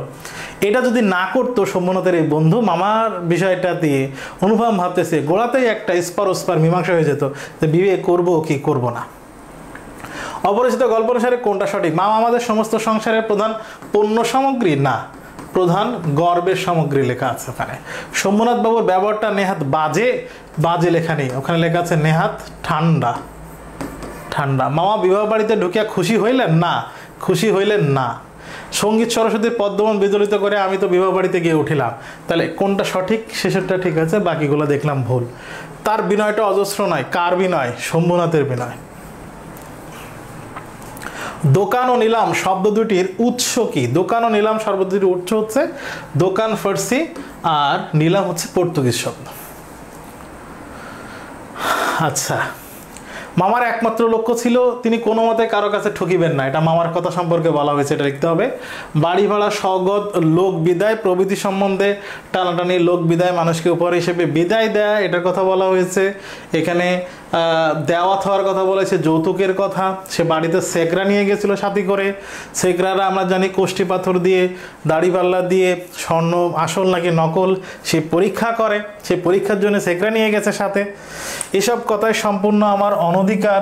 এই যে যখন শম্ভুনাথের জিজ্ঞেস করছে শম্ভুনাথ সাহেব অনুপমের কাছে কোনো বিষয়ে মতামতের, এই অধিকার অনুপমের নেই। সে জানে এই পরিবারে কোনো বিষয়ে আমার কথা বলার কোনো অধিকার নেই।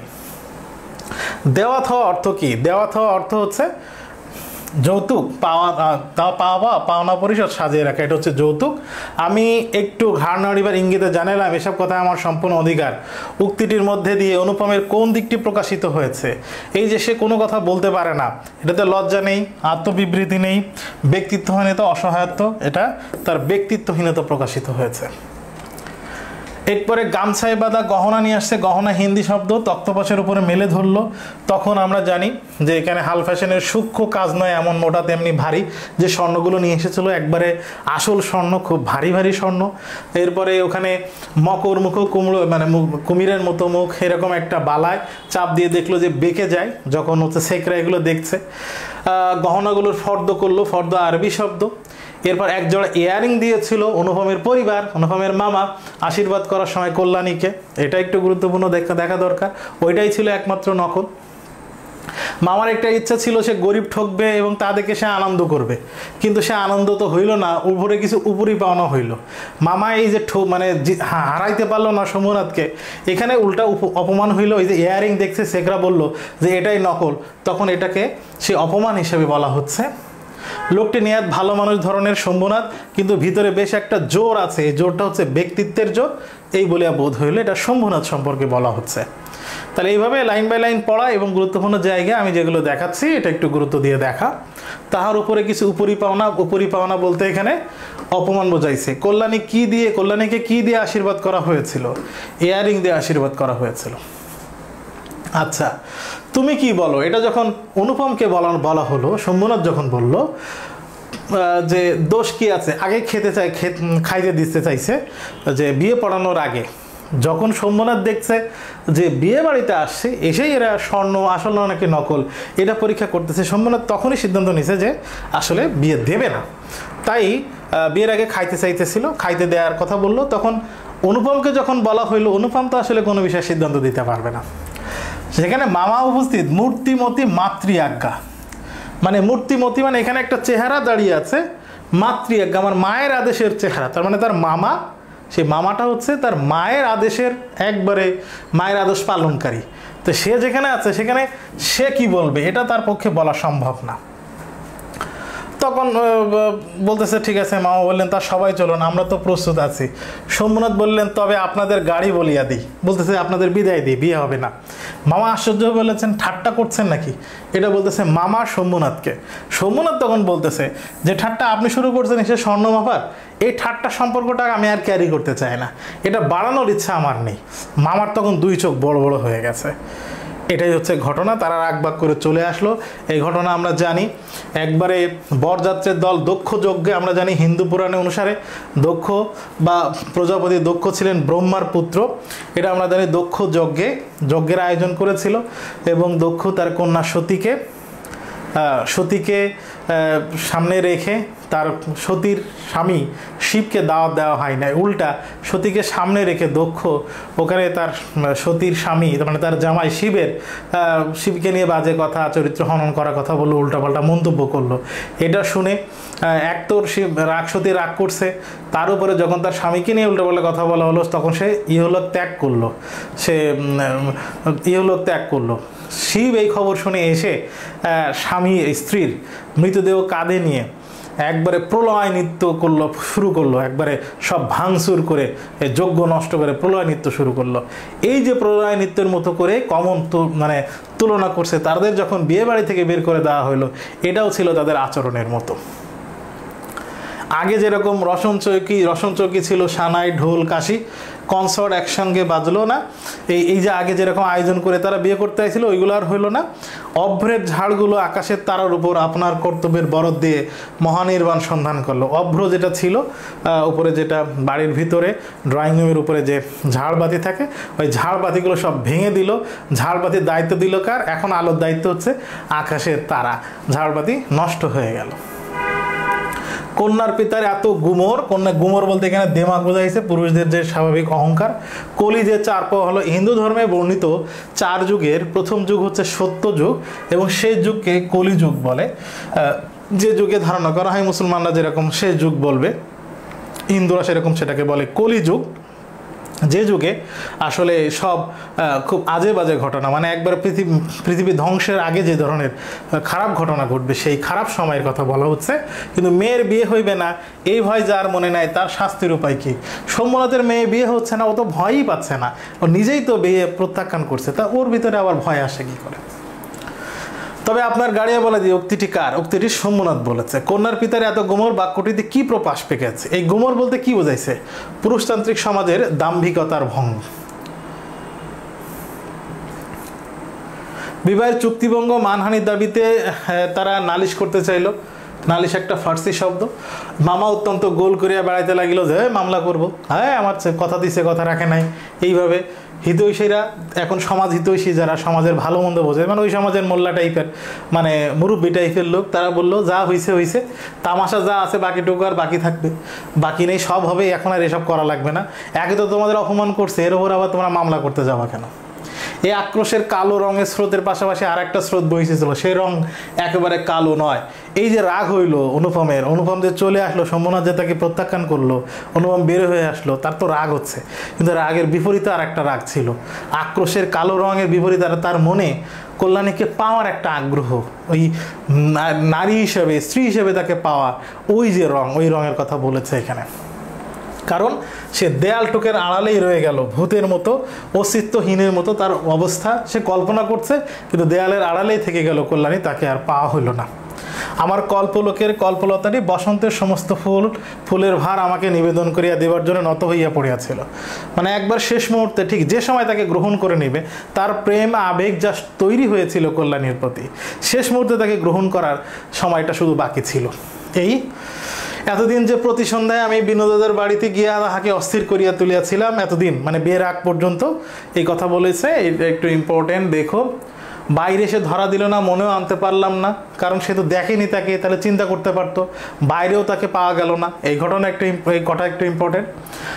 তার নাকি একটা ছবি দেখানো হয়েছিল, মানে কল্যাণী দেখেছিল, পছন্দ করিয়াছে বইকি, হয়তো সে মনে করছে হয়তো পছন্দ করতে পারো। এরপরের একটা বছর কেটে যাওয়ার একটা ঘটনা, একটা বছর কেটে গেল, কোন বস্তুটির রং কালো নয়? রাগ, স্নেহ, বিরহ, প্রেম। এখানে প্রেমের কথা বলেছে। তার প্রত্যেক কথাটি স্ফুলিঙ্গের মতো আমার মনের মাঝখানে আগুন জ্বলিয়া দিয়েছিল। বাক্যটিতে কিসের আগুন বলা হয়েছে? রাগের, হিংসার, প্রেমের, অহংকার। এখানে প্রেমের কথা আছে। মেয়ের নাকি ভালো পাত্র জুটেছে, কিন্তু সে পণ করছে বিবাহ করবে না। যখন অনুপম জানতে পারলো কল্যাণী বিয়ে করবে না সিদ্ধান্ত নিয়েছে, তাইলে তো তার একটু ভালো লাগতেছে, সে হয়তো আমার জন্য হয়তো বিয়ে করবে না, এরকম অনেক চিন্তা আছিল।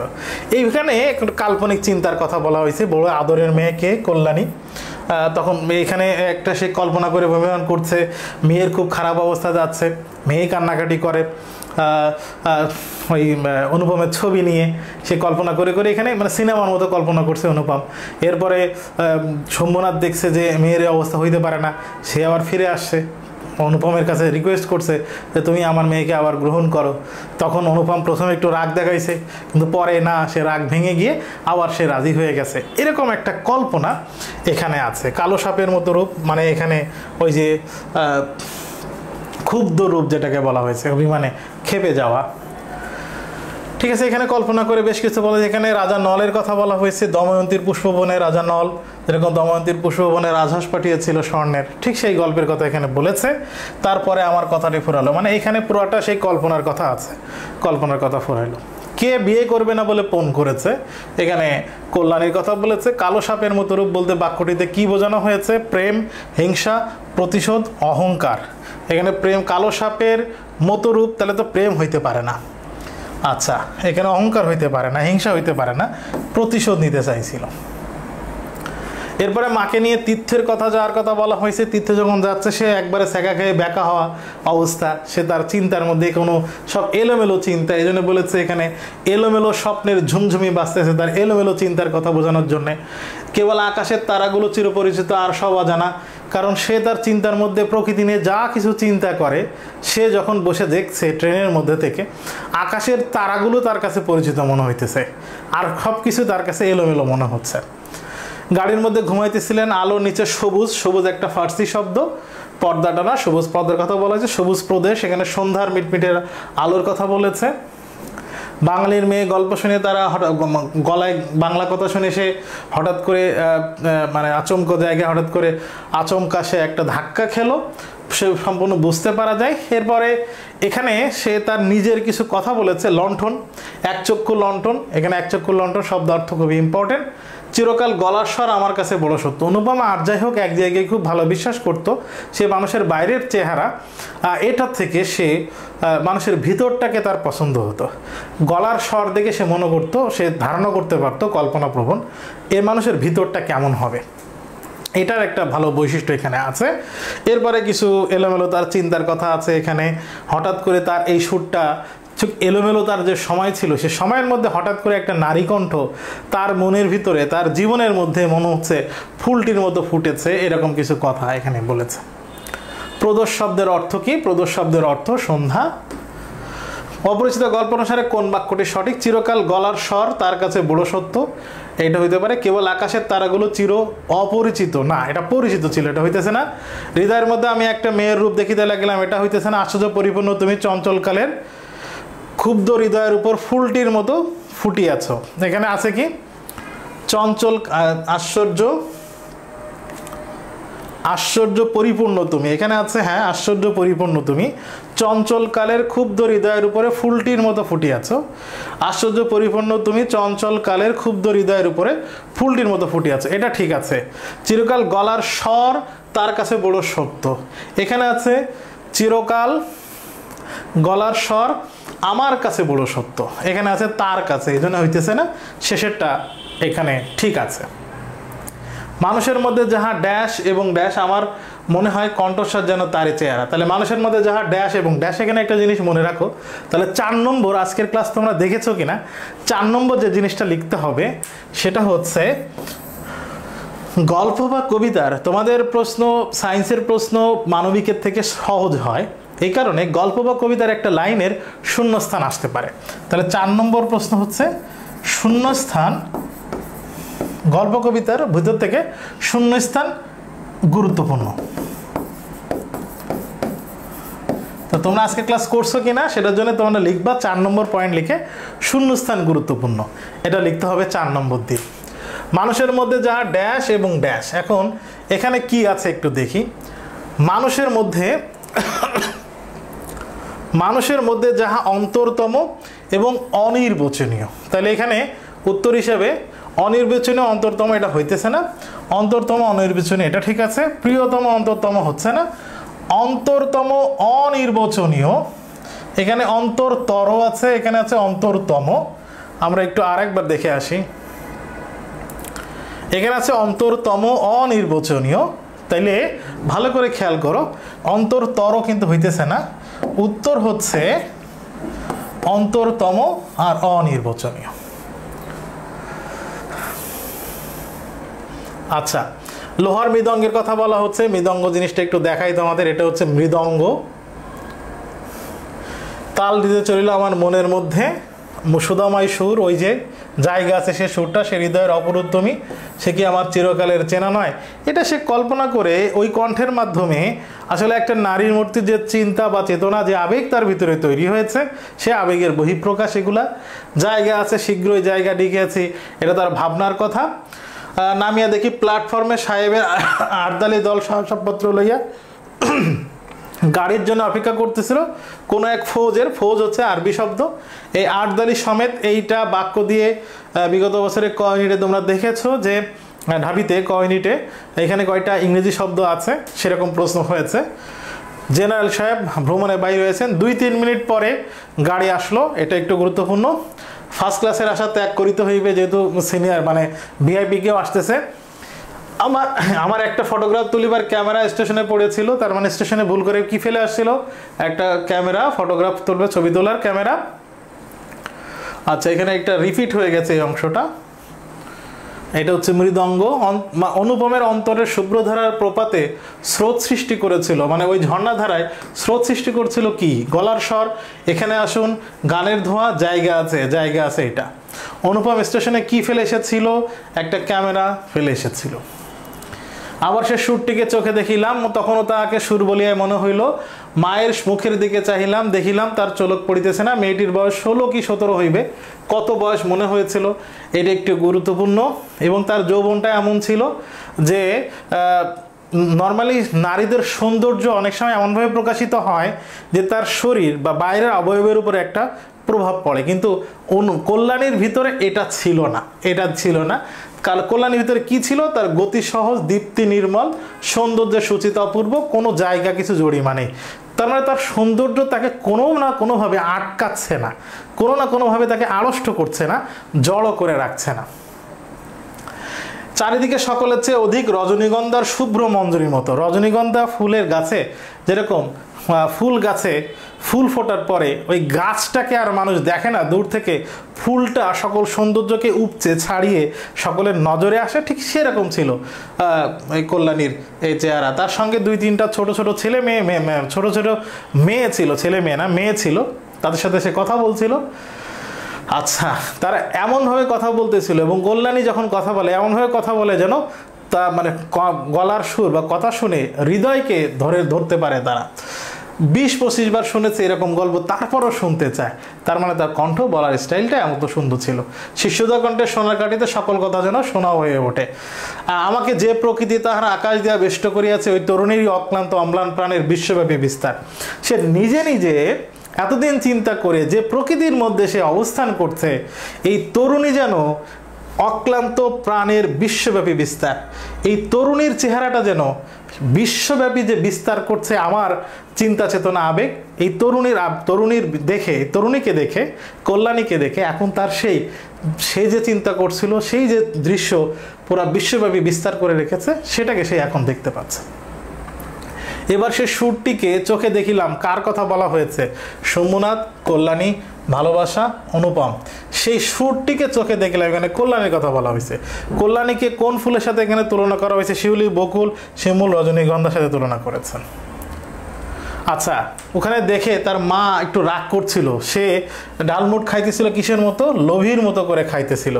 মানুষের সঙ্গে দূরে দূরে থাকা অভ্যাস কার? এখানে অনুপমের মায়ের কথা বলা হচ্ছে।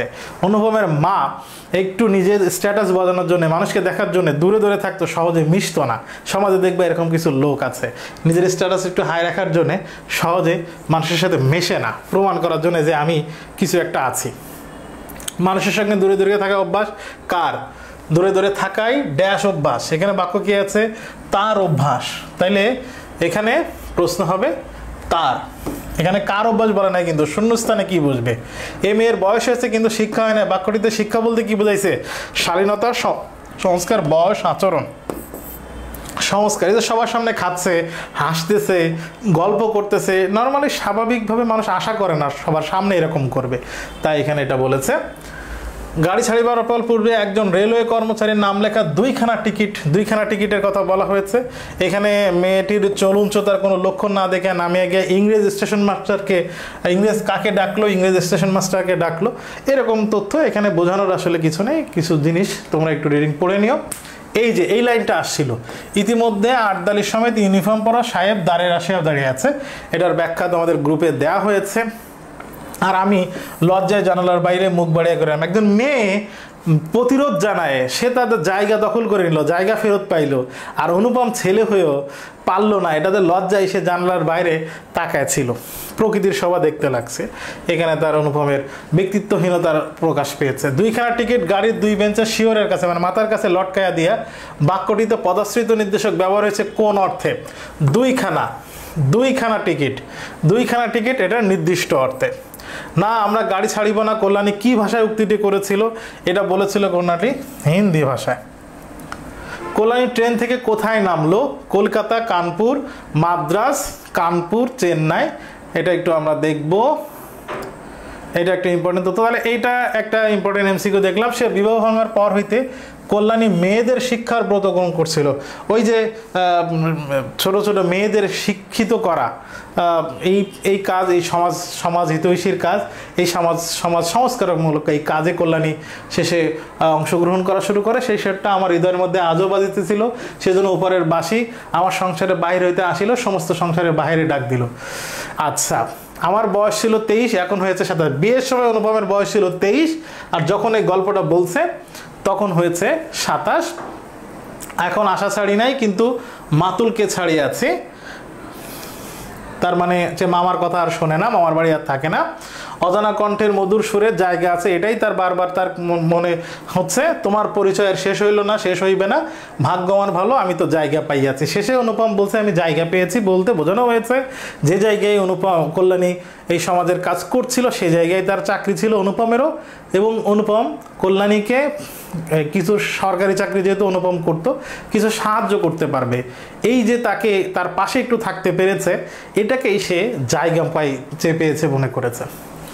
কল্যাণীর সাথে অনুপমের সাক্ষাৎ হওয়ার সময় যখন সাক্ষাৎ হয়েছে তখন অনুপমের বয়স কত ছিল, এখানে বলেছে আজ এখন হইয়াছে 27, তার মানে 27 হয়েছে। এখনো আশা ছাড়ি নাই কিন্তু মাতলকে ছাড়িয়েছে। বাক্যটিতে অনুপমের কোন দিকটি প্রকাশিত হয়েছে, এখানে পাপাস্খলনের স্বীকৃতি প্রকাশিত হয়েছে। এখানে সন্ধি দিয়ে গঠিত কিছু শব্দ আছে, এগুলো একটু একটু লিখে প্র্যাকটিস করব। কিছু সমাসের উদাহরণ আছে, লিখে প্র্যাকটিস করব। গুরুত্বপূর্ণ কিছু বানান, এগুলো আমরা লিখব। উচ্চারণ এখান থেকে আসতে পারে, এগুলো একটু আমরা দেখব এবং অবশ্যই লিখে প্র্যাকটিস করব। ছেলেবেলায় বিগত বছরের প্রশ্ন দেখি, অনুপমের চেয়ার নিয়ে বিদ্রুপ করার সময় পণ্ডিত মশাই কোন দুইটি ফলের সাথে তুলনা করছে? আমরা জানি শিমুল ফুল আর মাকাল ফল। অনুপমের বাবার পেশা কি ছিল? অনুপমের বাবার পেশা ছিল ওকালতি। অনুপম কোন ফুলের সাথে তুলনা করা হয়েছে? কল্যাণীকে গল্পগত কোন ফুলের সাথে তুলনা করছে? আমরা জানি রজনীগন্ধা। অনুপমের বন্ধুকে? অনুপমের বন্ধু হচ্ছে হরিশ। অপরিচিত গল্পে কোন বয়সটা না দৈর্ঘ্যে না গুণে বড়? 27 বছর বয়স। এবার আমরা যাই সোনার তরী, রবীন্দ্রনাথ ঠাকুরের লেখা সোনার তরী কবিতা। সোনার তরী কবিতার সব থেকে ইম্পর্টেন্ট জায়গা হচ্ছে এর পাঠ পরিচিতিটা। পাঠ পরিচিতিটা একটু গুরুত্ব দিয়ে পড়তে হবে। আর এই কবিতায় সোনার তরী একটা রূপকাশ্রয়ী কবিতা। রূপক জিনিসটা কি? ধরো আমি একটা কথা বলছি, একটা শব্দ ব্যবহার করছি, ওই শব্দ আমি সরাসরি ওই শব্দ অর্থ দিতে চাই না, ওই শব্দে অন্তরালে একটা অর্থ দিতে চাই, কিন্তু দুইটাকে আমি আবার মেলাবো না। ট্রেন লাইনের মতো দুইটা সমানভাবে এগিয়ে যাবে। এই জিনিসটাকে সাহিত্যে বলা হয়, এই অলঙ্কারকে বলা হয় রূপক। এবং এই রূপক প্রকাশের জন্য যে শব্দ কথা ব্যবহার করা হয় সেটাকে বলা হয় প্রতীক। দেখো কীরকম, কবি বলেছেন কুলে একা বসে আছি। কুল, কুল প্রতীক ব্যবহার করেছেন। সাধারণত কুল শব্দের অর্থ নদীর তীর, কবি ব্যবহার করছে প্রতীক হচ্ছে কুল, সাধারণ অর্থ নদীর তীর। কিন্তু আসলে কবি কোন অর্থ বোঝাইতে চাইছে? প্রতীকী অর্থে, মানে অন্তরালের অর্থে জীবন নদের কুল। মানুষের জীবনকে যদি একটা দীর্ঘ সময়কে নদী বলি, নদ বলি, তার পাশে কুল, মানে জীবন নদের জীবনের দৈর্ঘ্যের তীরে এসে শেষ সময় এসে সে অবস্থান করছে। কবি বলছে সারা, সারা শব্দটা ব্যবহার করছে। সারা মানে সমাপ্ত, আমরা জানি। সারা প্রতীক ব্যবহার করে কবি অন্তরালে অর্থ হচ্ছে জীবনের সমস্ত কর্ম। এইভাবে এই লিস্টটা একটু গুরুত্ব দিয়ে পড়া উচিত। যেরকম এখানে কবি ব্যবহার করেছে ধান, ধান প্রতীক। রূপক কি? ধানের অর্থ আমরা জানি শস্য বা ফসল, কিন্তু তার অন্তরালে কি অর্থ দিছে? সৃষ্টিকর্ম। সোনার ধান, এইটা প্রতীক। এই সোনার ধানের অর্থ সেরা শস্য, কিন্তু কবি এই সোনার ধান দ্বারা কি বোঝাতে চাইছে? শ্রেষ্ঠ সৃষ্টিকর্ম মানুষের। এইভাবে এই লিস্টটা খুবই ইম্পর্টেন্ট, পড়া দরকার। মূল ভাবটা একটু, সোনার তরী কবিতাটি সোনার তরী কাব্যগ্রন্থের নাম কবিতা। নাম কবিতা মানে এই কবিতার বইয়ের নাম সোনার তরী, আর এই কবিতাটার নামও সোনার তরী, তাই এটাকে বলা হয় নাম কবিতা। এটা হচ্ছে এর যে গূঢ় রহস্য, অন্তরালের যে অর্থ, এবং এটা শ্রেষ্ঠত্বের স্মারক। এই কবিতাটি বাংলা সাহিত্যের যতগুলো বড় বড় কবিতা আছে তার মধ্যে এই সোনার তরী কাব্য কবিতাটি একটা শ্রেষ্ঠ কবিতা। কালে কালে নতুন দৃষ্টিভঙ্গি বিবেচনার আলোকে শ্রেষ্ঠত্ব নিরূপিত হতে থাকে। আমরা জানি মহান সাহিত্য যেগুলা, সোনার তরী সেরকম একটা সাহিত্য যেটা যতদিন যাবে নতুন নতুন অর্থ দিবে। এর অর্থ কখনো শেষ হবে না, এর আবেদন কখনো শেষ হয়ে যাবে না। এক চিরায়ত আবেদনবাহী কবিতা, চিরকাল ধরে এই কবিতার মিনিং, অর্থ সেম থাকবে এবং এগিয়ে যাবে। এখানে চারিদিকের বাঁকা জল কৃষকের মনে সৃষ্টি করেছে ঘনঘোর আশঙ্কা, এটা একটা তথ্য। পাঠ পরিস্থিতিটা খুব একটু ভালো করে পড়বা। সকাতরে কবি মিনতি জানাইছে যখন মাঝি আসে। এটা আমরা জানি ছোট নৌকা বলে স্থান সংকুলন হয় না কৃষকের, তাহলে কৃষকের স্থান কেন হয় না নৌকায়? ছোট ছিল সেজন্যে। নদীর তীরে আশাহত হয়ে কৃষক, কবিতায় নিবিড়ভাবে মিশে আছে কবির জীবন দর্শন। মানুষের শ্রেষ্ঠ সোনার ফসলের কথা এখানে আছে। ব্যক্তিসত্ত্ব শারীরিক অস্তিত্ব একসময় শেষ হয়ে যাবে। কোথায় শেষ হবে? মহাকাল, মানে এই দীর্ঘ সময় এই পৃথিবীর যে নিয়ম যে সময়, এ সময় আমাদেরকে গ্রহণ করবে না, এই সময় আমাদেরকে ভুলে যাবে, সে সময়ের আবর্তনে আমাদের জীবন একসময় শেষ হয়ে যাবে। দেখো আমি এই কবিতায় যাব তার আগে একটু এই প্রশ্নগুলো একটু সলভ করি। সোনারতরী কবিতাটি কোন ছন্দে রচিত? সোনারতরী কবিতাটি এটা একটু দেখো। এরপরে সোনারতরী কবিতায় কি ফুটে উঠেছে? জীবন দর্শন ফুটে উঠেছে। সোনারতরী কবিতায় আমি যাব, তবে যাওয়ার আগে আমরা নর্মালি মনে করি যে সোনারতরী কবিতার অর্থ হচ্ছে একজন কৃষক বসে আছে, বৃষ্টি হইতেছে, যে কোনো সময় সে নদী গর্ভে বিলীন হয়ে যাইতে পারে। এরপরে তার একজন মাঝি আসলো, ফসল নিয়ে যাওয়ার কথা বললো, মাঝি না নিয়ে চলে গেল, মাঝি শুধু ফসল নিয়ে গেল, কৃষককে নিয়ে গেল না, পড়ে থাকলো। এটা একটা গল্প। এর আরেকটা ব্যাখ্যা আছে, আমরা ইহকাল এবং পরকাল দিয়ে অনেক ব্যাখ্যা করি, কিন্তু মূলত মনে রাখতে হবে এখানে কবির জীবন দর্শন প্রকাশিত হয়েছে। কবি শেষ জীবনে এসে মনে করেছেন যে আমি তো অনেক সৃষ্টিকর্ম, অনেক কিছু করেছি, কিন্তু আমার এই সৃষ্টিকর্ম স্থান হবে ঠিকই, কিন্তু আমি তো কালের আবর্তনে হারিয়ে যাব, কালের আবর্তনে আমি থাকবো না, আমাকে এই পৃথিবী ধরে রাখবে না ঠিকই, কিন্তু আমার সৃষ্টিকর্মকেই শুধু মানুষ মনে রাখবে। এটা দ্বারা কবির এই জীবন দর্শনটা উনি কবিতার ভাষায় সামগ্রিক মানুষের জীবন দর্শন হিসেবে ফুটিয়ে তোলার চেষ্টা করেছেন। আমরা এখন কবিতার শাব্দিক অর্থে একটু যাই। গগনে গরজে মেঘ ঘন বর্ষা, আকাশে মেঘ গর্জন করছে, খুব তুমুল বৃষ্টি হচ্ছে, কুলে একা বসে আছি নাই ভরসা। আমি কুলে বসে আছি মানে শেষ জীবনে এসে মানুষ যেটা ভাবে সেটা, কি করলাম, এখন তো শেষ সময়ে এসে একা একা বসে আছি, আমার তো আর অস্তিত্ব থাকবে না। রাশি রাশি ভাড়া ভাড়া, এখানে আধিক্য বুঝিয়েছে, ধান কাটা হলো সারা। কবিতা সৃষ্টিকর্মর আধিক্য বোঝাইতে এটা কথাটা ব্যবহার করেছে। ভরা নদী খুর দ্বারা খরবরসা, তীব্র নদীর স্রোত, যে কোনো মানে ধারালো স্রোত, তীব্র, কাটিতে কাটিতে ধান এলো বরসা। আমি সৃষ্টিকর্ম তৈরি করছিলাম, শিল্প সৃষ্টি করছিলাম, যত কিছু এটা করতে করতেই বর্ষা চলে আসলো, আমার জীবনে একটা সংকটময় মুহূর্ত চলে আসলো। একখানি ছোট ক্ষেত, আমি একলা, ছোট একটা ক্ষেতে জীবনের ছোট্ট একটা পরিধি বোঝাইছে, আমি একা বসে আছি, চারিদিকে বাঁকাজাল করেছে খেলা, এবং চারদিকে মহাকালের তীব্রতা, আমার যে কোনো সময় বিলীন হয়ে যাব সেটা আমি দেখতে পাচ্ছি। সোনারতরী কোন সমাস? সোনারতরী এটা তৎপুরুষ, এটা হচ্ছে ষষ্ঠী তৎপুরুষ। একখানি ছোট ক্ষেত আমি একলা, এখানে কোন বলতে রূপকর্তে আমি বলতে কি বোঝানো হয়েছে? রূপকর্তে আমি বলতে এখানে মাঝি বলে নাই, ফসল বলে নাই, কবি না কৃষক, রূপকর্তে এখানে কৃষকের কথা বলেছে। বাঁকা জল বলতে কাল সময়, কঠিন সময়, কাল স্রোত, বিপদ, এখানে বাঁকা জল বলতে কঠিন সময়ের কথা বলা হয়েছে। পরপারে দেখি একা, তখন এই পারে বসে উনি দেখছেন, অন্য পাশে দেখছি আঁকা, তরু ছায়া মসি মাখা, সেখানে ঘনমান অন্ধকার কাজ করছে, গ্রাম কানি মেঘে ঢাকা, প্রভাত বেলা, সকালবেলা ধান কাটতে গেছে।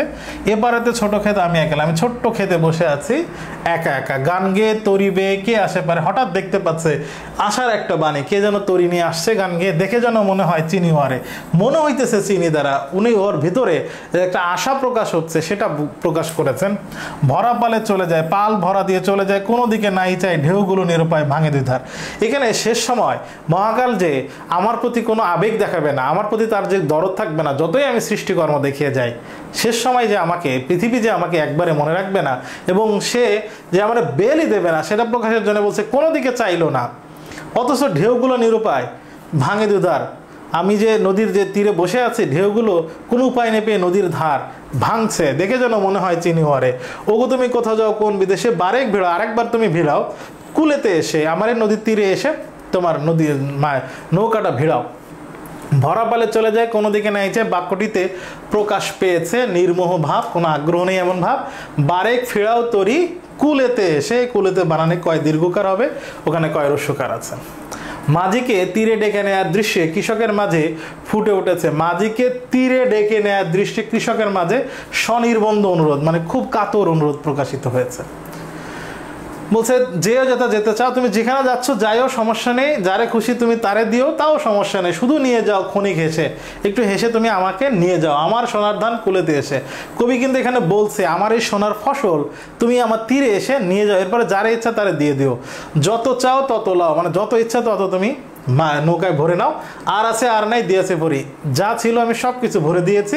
এতকাল নদীকূলে, এতদিন আমি এই যে পৃথিবীতে যাহা লয়ে ছিনি বলে আমি যে সৃষ্টিকর্ম শিল্পী হিসাবে যা কিছু তৈরি, যা নিয়ে ব্যস্ত ছিলাম, সকলই দিলাম তোরা, সব তোমাকে দিয়ে দিয়েছি থরে ভিতরে স্তরে স্তরে সাজিয়ে।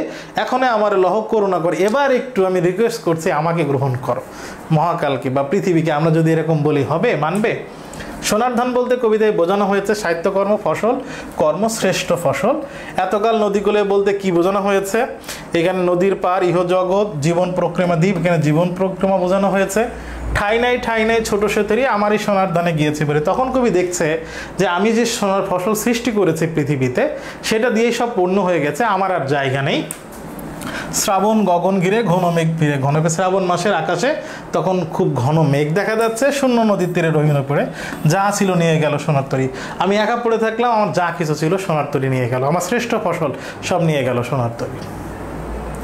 অনিবার্য মৃত্যুর ইঙ্গিত বোঝানো হয়েছে কোন চরণে? ঠাই নাই ছোট নেশতরী, অনিবার্য মৃত্যুর ইঙ্গিত। ঠাই নাই ছোট সে পড়ি, এটা হবে না, সরি এটা হবে না, এটা হবে শূন্য